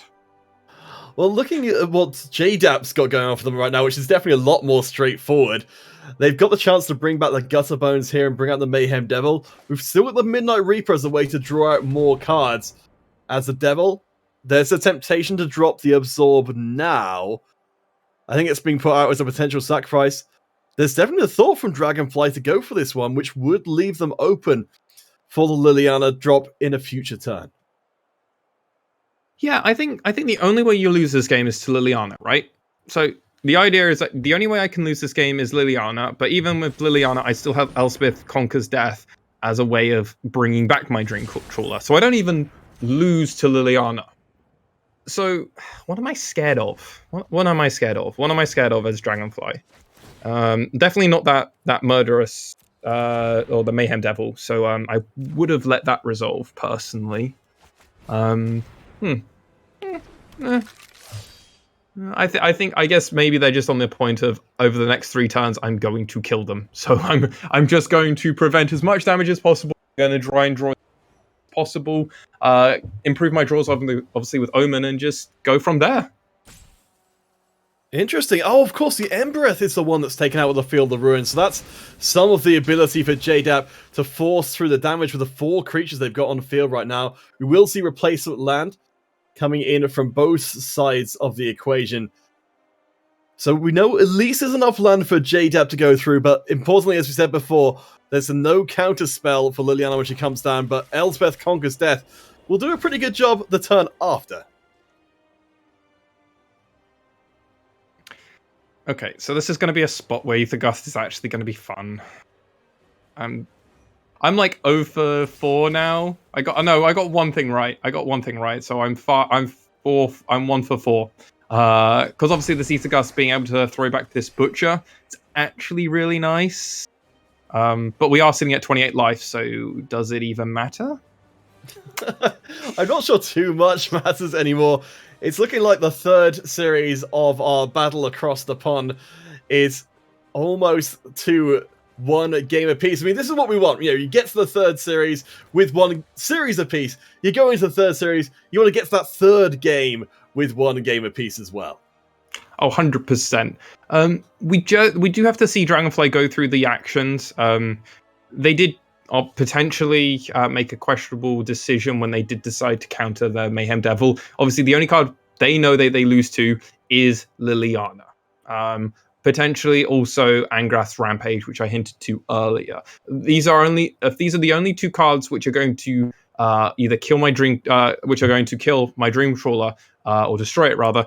I need to basically play around only those 2 cards, which means when they use the Absorb on the Mayhem Devil, they did give an opening, which potentially might give JDAP the opportunity to still stay in this game. Elspeth Conquers Death. That's another big play coming out from Dragonfly and another answer to the Liliana. This is an exile effect, so that's going to get rid of the Reaper and make sure there's no draws coming. Of course, we know there's another way to turn those creatures into draw, and that is getting the Liliana out on the board.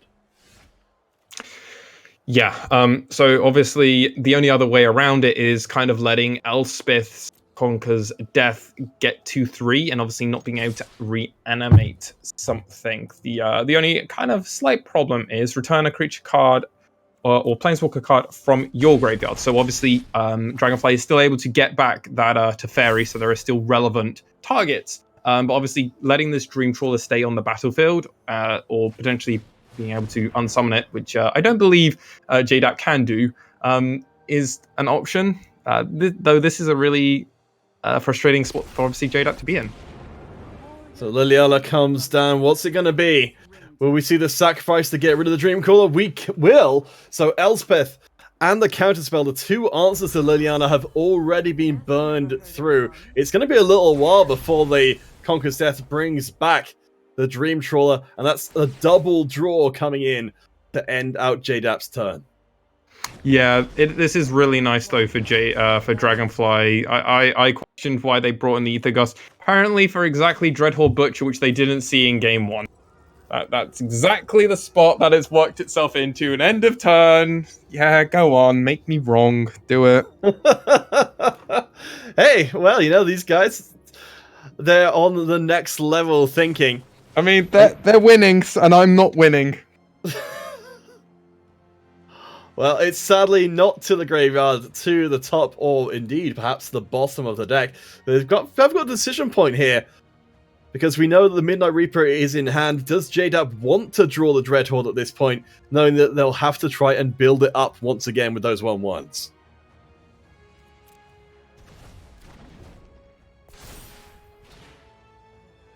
Looks like the answer is yes.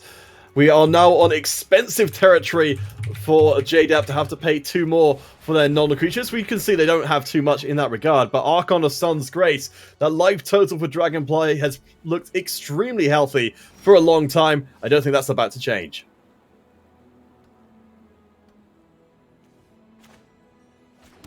Swamp comes down, Midnight Reaper, as it looks like we'll just be throwing out the zombie token.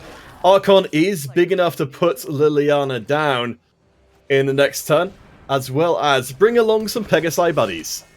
Yeah, the Pegasus is just obviously how this game ends now. I mean, obviously there is going to be the opportunity to just bring back the Dream Trawler over the next turn with Elspeth Conquers Death.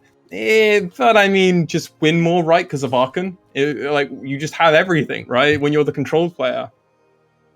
Yeah, it's looking real rough here. As I think Dreadhorde Butcher is literally going to be thrown forward for its on-death effect to allow for those Gutter Bones to come back in. Archon of Sun's Grace looks like it's not even going to block it, maybe suspecting some sort of trickery. Instead, it was merely a desperation move. Yeah, I mean, Dragonfly is working with a lot of health here, obviously. All the creatures have lifelink, obviously Dream Trawler and also the Archon just having lifelink. It's like, I can take 5 damage because I'm going to gain 3 back later, so it just doesn't matter. So there we go, Gutterbones could be put into play here. The Castle Lock Throne, we haven't actually yet, I believe, had a chance to see it brought into play as the Midnight Reaper is being put down. Of course, we're expecting the Dream Trawler back next time to keep those lifelinks going. I think at least, yes, we're going to be getting the Gutterbones coming back to hand with just enough mana left to throw out on the field. It's always weird trying to figure out the sequencing of going, do I have enough mana for this one? Count an extra 1 and I'll just set this up at the end of my opponent's turn. Oh boy, look at that scry! Absorb and shatter the skies. I mean, come on, really. The Shatter's actually going to be sent away, I think, presumably because of the soon-to-be arrival of the Dream Trawler. So you don't necessarily want to wipe the field when you're this far in advance. Going up to 4-6 after the draw. Yeah, you just don't need it. I mean, the Archon alone is going to be able to hit for 3. Obviously, whenever you play enchantments, or whenever you play, when they enter the battlefield, there is a difference.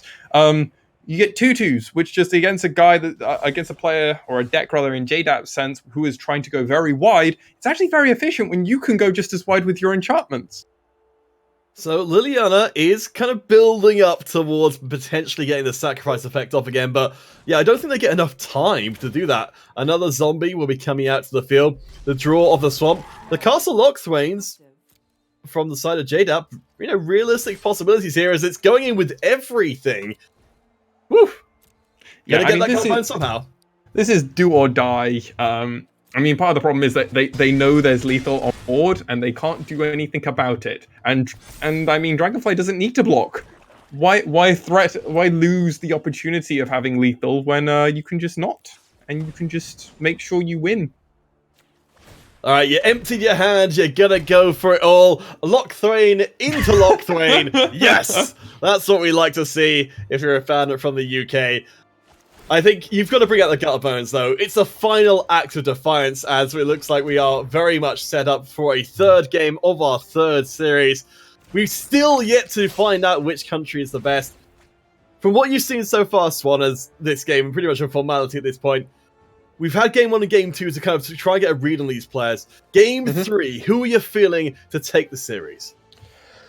Well, because JDAP is going to be on the play, I'm actually going to give the edge there to JDAP playing the Rakdos Sacrifice. And the reason is, I think play draw is very important. We saw the opportunity that JDAP had in that Game 2. That Game 1 rather, my bad. Playing the Priest of Forgotten Ways and being able to play a turn 4 or turn something 5, maybe Liliana, before, obviously, Dragonfly was able to do anything about it. And I think that play is going to be critical for this third and final game. So first game at 20 life 2-0 in favor of JDAP. Second game, very much flipping things around the other side as we get to have a chance to check in on what JDAP's going to be changing, if anything, for game number 3. Everything went so very wrong. They started to get a little bit going towards the end, but it never really came together.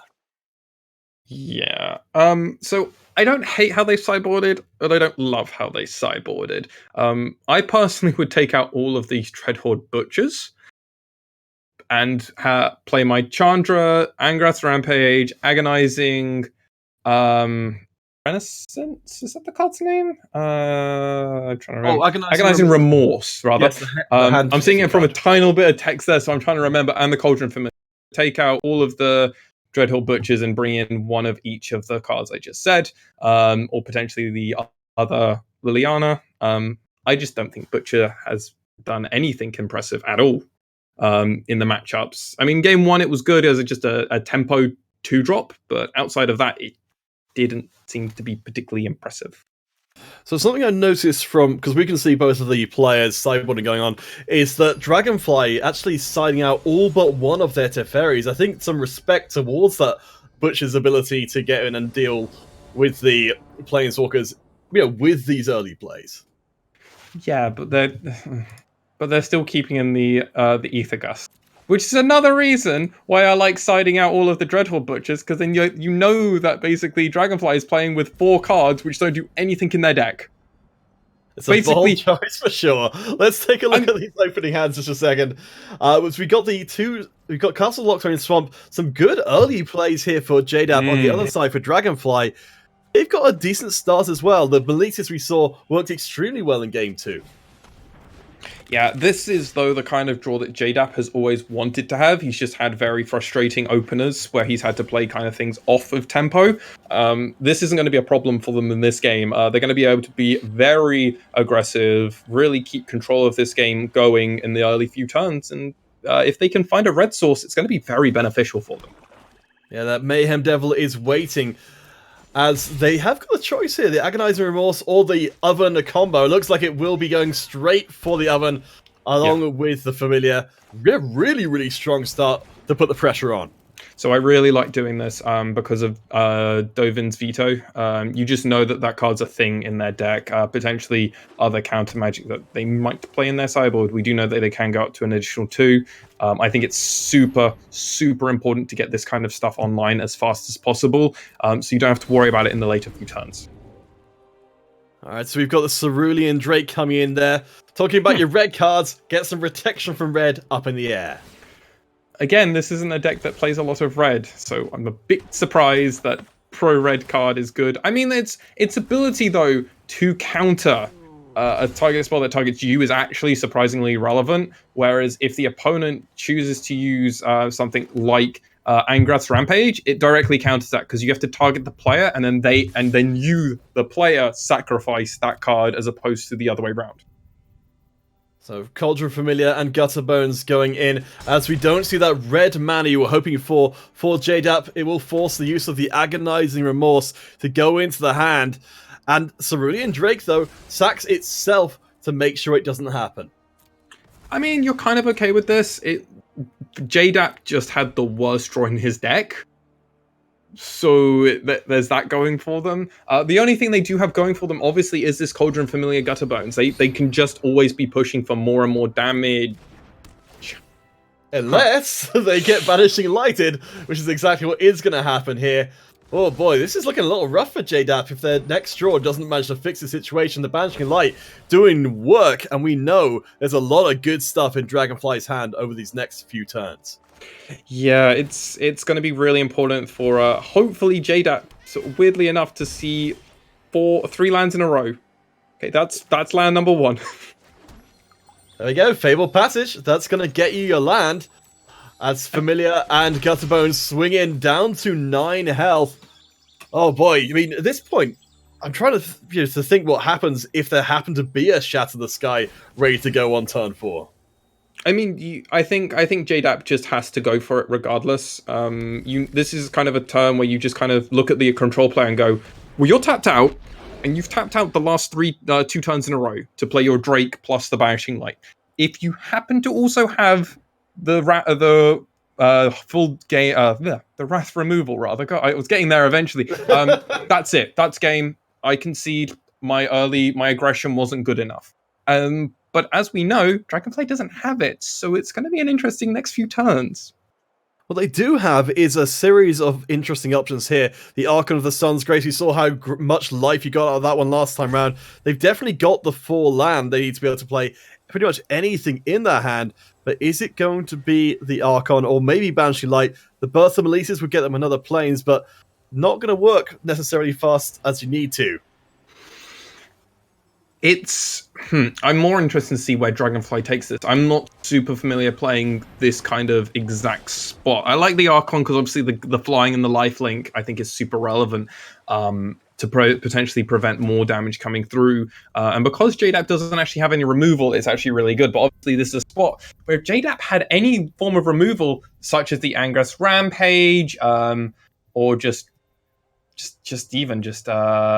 Midnight Reapers, so obviously he can gain the life then lose the life, but then you just gain more card advantage, and that's an important thing, just being able to gain that advantage and just keep going. That's an interesting draw though.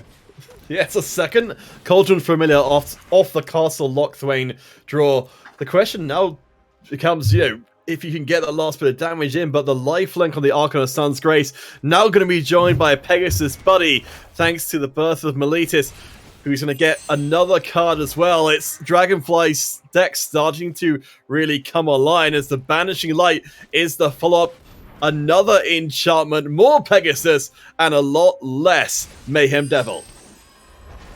Yeah, he needed to be able to make 2 2/2s here, because obviously if JDAP was able to hit a land here, it would have been all over for the Archon and his 2/2 buddy, because obviously you can just sacrifice the 2 Cauldron Familiars.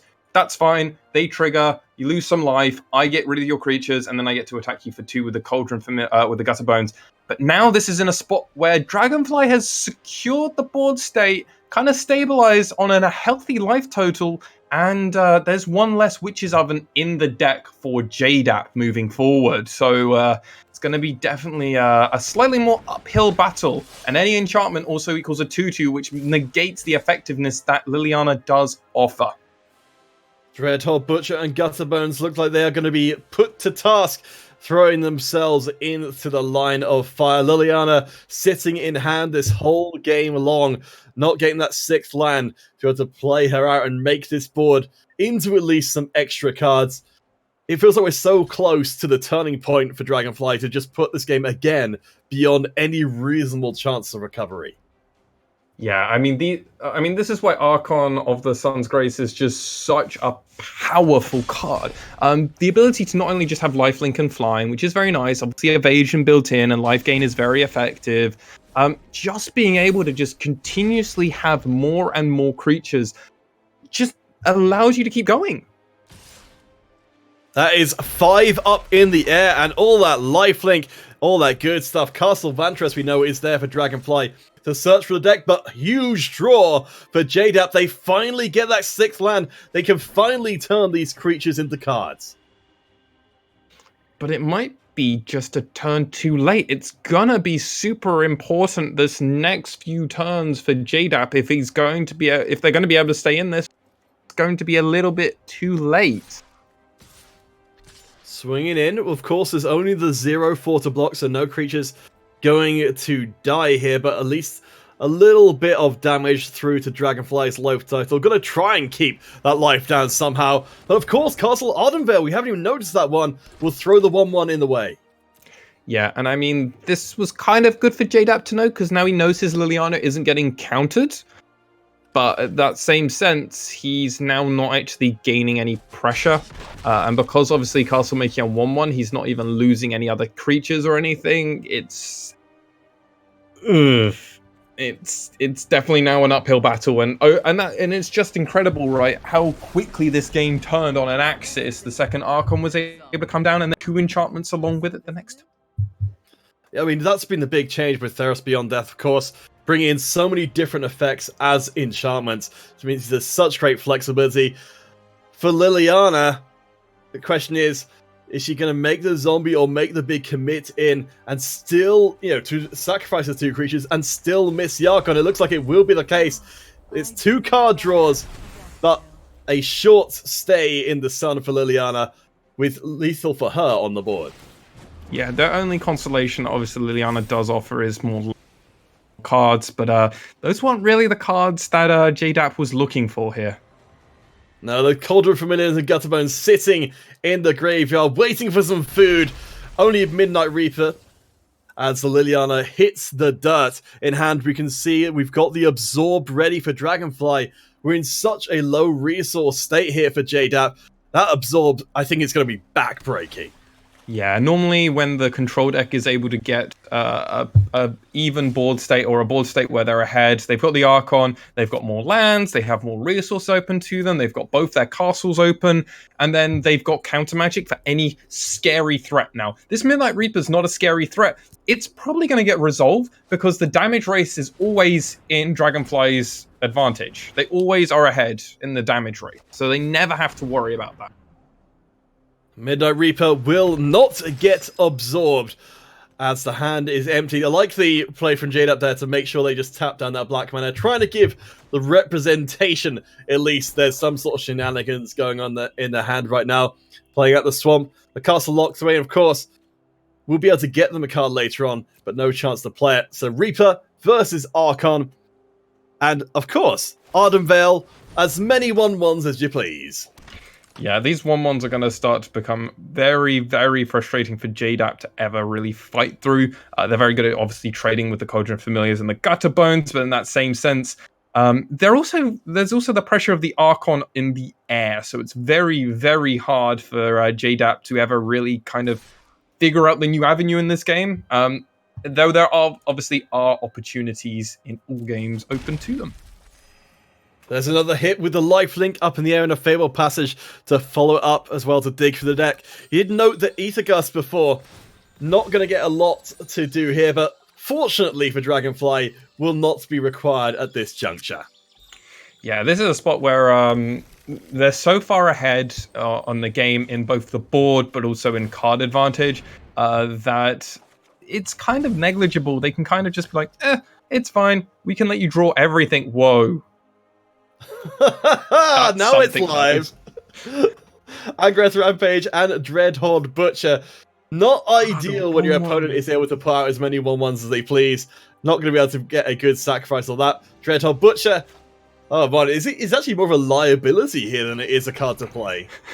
I mean, you play it. They ask you, do you want it to the bottom of your deck, and you go, yes, please, sir. I would like to put it to the bottom of my deck. Thank you. Thank you. I am very happy about this. And I mean, yeah, exactly. Yeah. Would you like this to the bottom of your deck? Yes, I would. Declined. All right. So Midnight Reaper, what do you do here? I mean, we're getting very dangerously close to JDAP just being dead purely off of being horsed in the face over and over again. Not any buddies left over right now. There's very little left for Dragonfly. But they're going to be able to scry again with a Castle Vantress if they want to, and find that extra bit of action. But they've still got the Absorb, which is the biggest problem. Like, JDAP has to assume there's hard counter magic. That's the saddest thing for them to be aware of. There's always counter magic there, meaning it's very difficult to ever know if anything really, really important, like that second Liliana, is ever going to resolve. Blood Crypt. Gonna come down tapped. Of course, you can't really afford to even throw away some of that life, and no good targets for the Angrath Rampage. I assume probably for quite some time. We've got the Dovin's Veto coming to hand. That's now double counterspell for Dragonfly, who's looking more and more comfortable by the second, up at a nice round 20 life with JDAP down in single digits. Yeah, I mean, Dragonfly just has to look at this and go, okay, I have you dead in 3 turns. From now, I have you dead. Okay, so I'm just going to, just keep myself in the most healthy spot. I'm going to be aggressive. I want to end this game fast, but also I have full control over this game. I don't know if attacking with both of the 1/1s there was really necessary. I think just basically making sure your opponent doesn't have any form of room to open the door. But you're at 23 life and your opponent's at 4 and you're presenting lethal next turn. What can go wrong? Well, I don't think that Angrath Rampage. I mean, I guess you've just got to play it at some point, don't you? Yeah, it's sorcery, so you can't even do it in your opponent's turn, sadly. It will have been short of all of the Castle Ardenvale 1-1s coming down. It would have been a really nice answer to the Archon, but right now, yeah, it's worth a 1-1. We know the Blood Crypts in hand, no way for the Cauldron Familiars to get back to the field. I guess you're just trying to empty out, leave your guys up, and maybe hope Castle Lochthwain gets you something? I don't know. Maybe you can recall Counterfeit. Did JDAP bring in Epic Downfall? I don't think they did, personally. I don't remember them doing so, but I'm more than happy to be wrong on that one. So I think, obviously Epic Downfall is one of the few cards that is exile to both the Archon and the Dream Trawler, but it's also Dream Trawler. Trawler? Yes. But it's also a 2-drop, so it would have been probably one of the few cards, and I'm just trying to think of all the small cards, interactions that potentially could have got JDAP back into this game. No, that's fair enough, and there's no guarantee from JDAP's side of things that that's a absorb in hand. In fact, it's 2 absorbs in hand, because you can say, when you look across to the other side of the table and say, do you have an absorb? And they're like, no, I don't have an absorb. They could be telling you the truth. Do you have 2 of the cards you need? No. Well, I do. Do you have a third one so you can get through both of the ones where I say no? Oof. There we go. Castle Lochthwain draws last bit of damage. Finish the job. Swan, it has been decided for now the US of A is apparently the superior Magic the Gathering country, but this will not be the only time we will contest that status. This is literally only just the first time this whole idea is going to be coming together. While the USA takes this one, down the line, hopefully, we're going to be bringing together many more US and UK competitions to really make it definitive. Oh yeah, 100%. We now need to run it back, because I mean, we lost. We're the British commentators, so obviously we're not biased, but we definitely think there should be more opportunities open to both teams to play more games. But those were some very fun games, and that final match against Dragonfly and JDAP did not disappoint at all. Yeah, I mean, it's just absolutely crazy. I'm so glad it went to game number 3, but I mean, at the end, you just saw the power of the Azorius.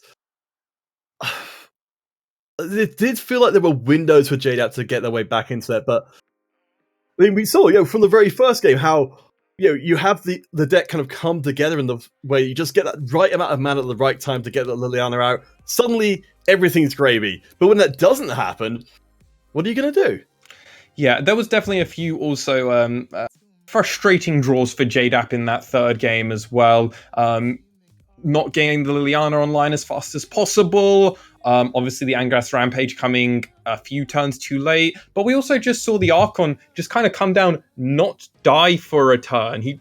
We just saw Dragonfly go, well, I've got to play it on turn 4. So just played on turn 4, tapped out, played Archon, and was like, if you have a removal spell, I lose the game.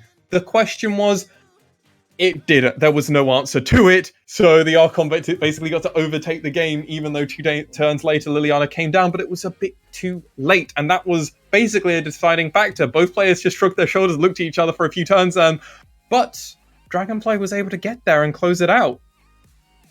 Well, guys, so with the win going over to the Collegiate Star League from the US of A, the NUEL will have to take this loss this time. Of course, for any of our UK fans, we want to check out the Collegiate Star League, who will also be doing Magic, much as we will be doing from the coming weeks. You can find them at twitch.tv/C Star League. That's C Star League over on Twitch. Again, we'll be bringing our regularly scheduled Magic competitions starting next week, bringing the end to our inaugural season of Magic the Gathering here in the UK, which will culminate in the live event as well. There's lots of stuff happening over on the Star League side of things. Again, thank you guys so much for coming and spending this evening, or I guess afternoon, depending on where you are, with us. We will have plenty more action coming to you. Again, we're not completely done with the UK-US question on Magic the Gathering, but for this time, it goes across the US of A. Thank you so much to everyone who made this possible, and of course, all the production team who've managed to keep things going behind the scenes. I've been Counterfeit, he's been Master One, and we'll see you again soon.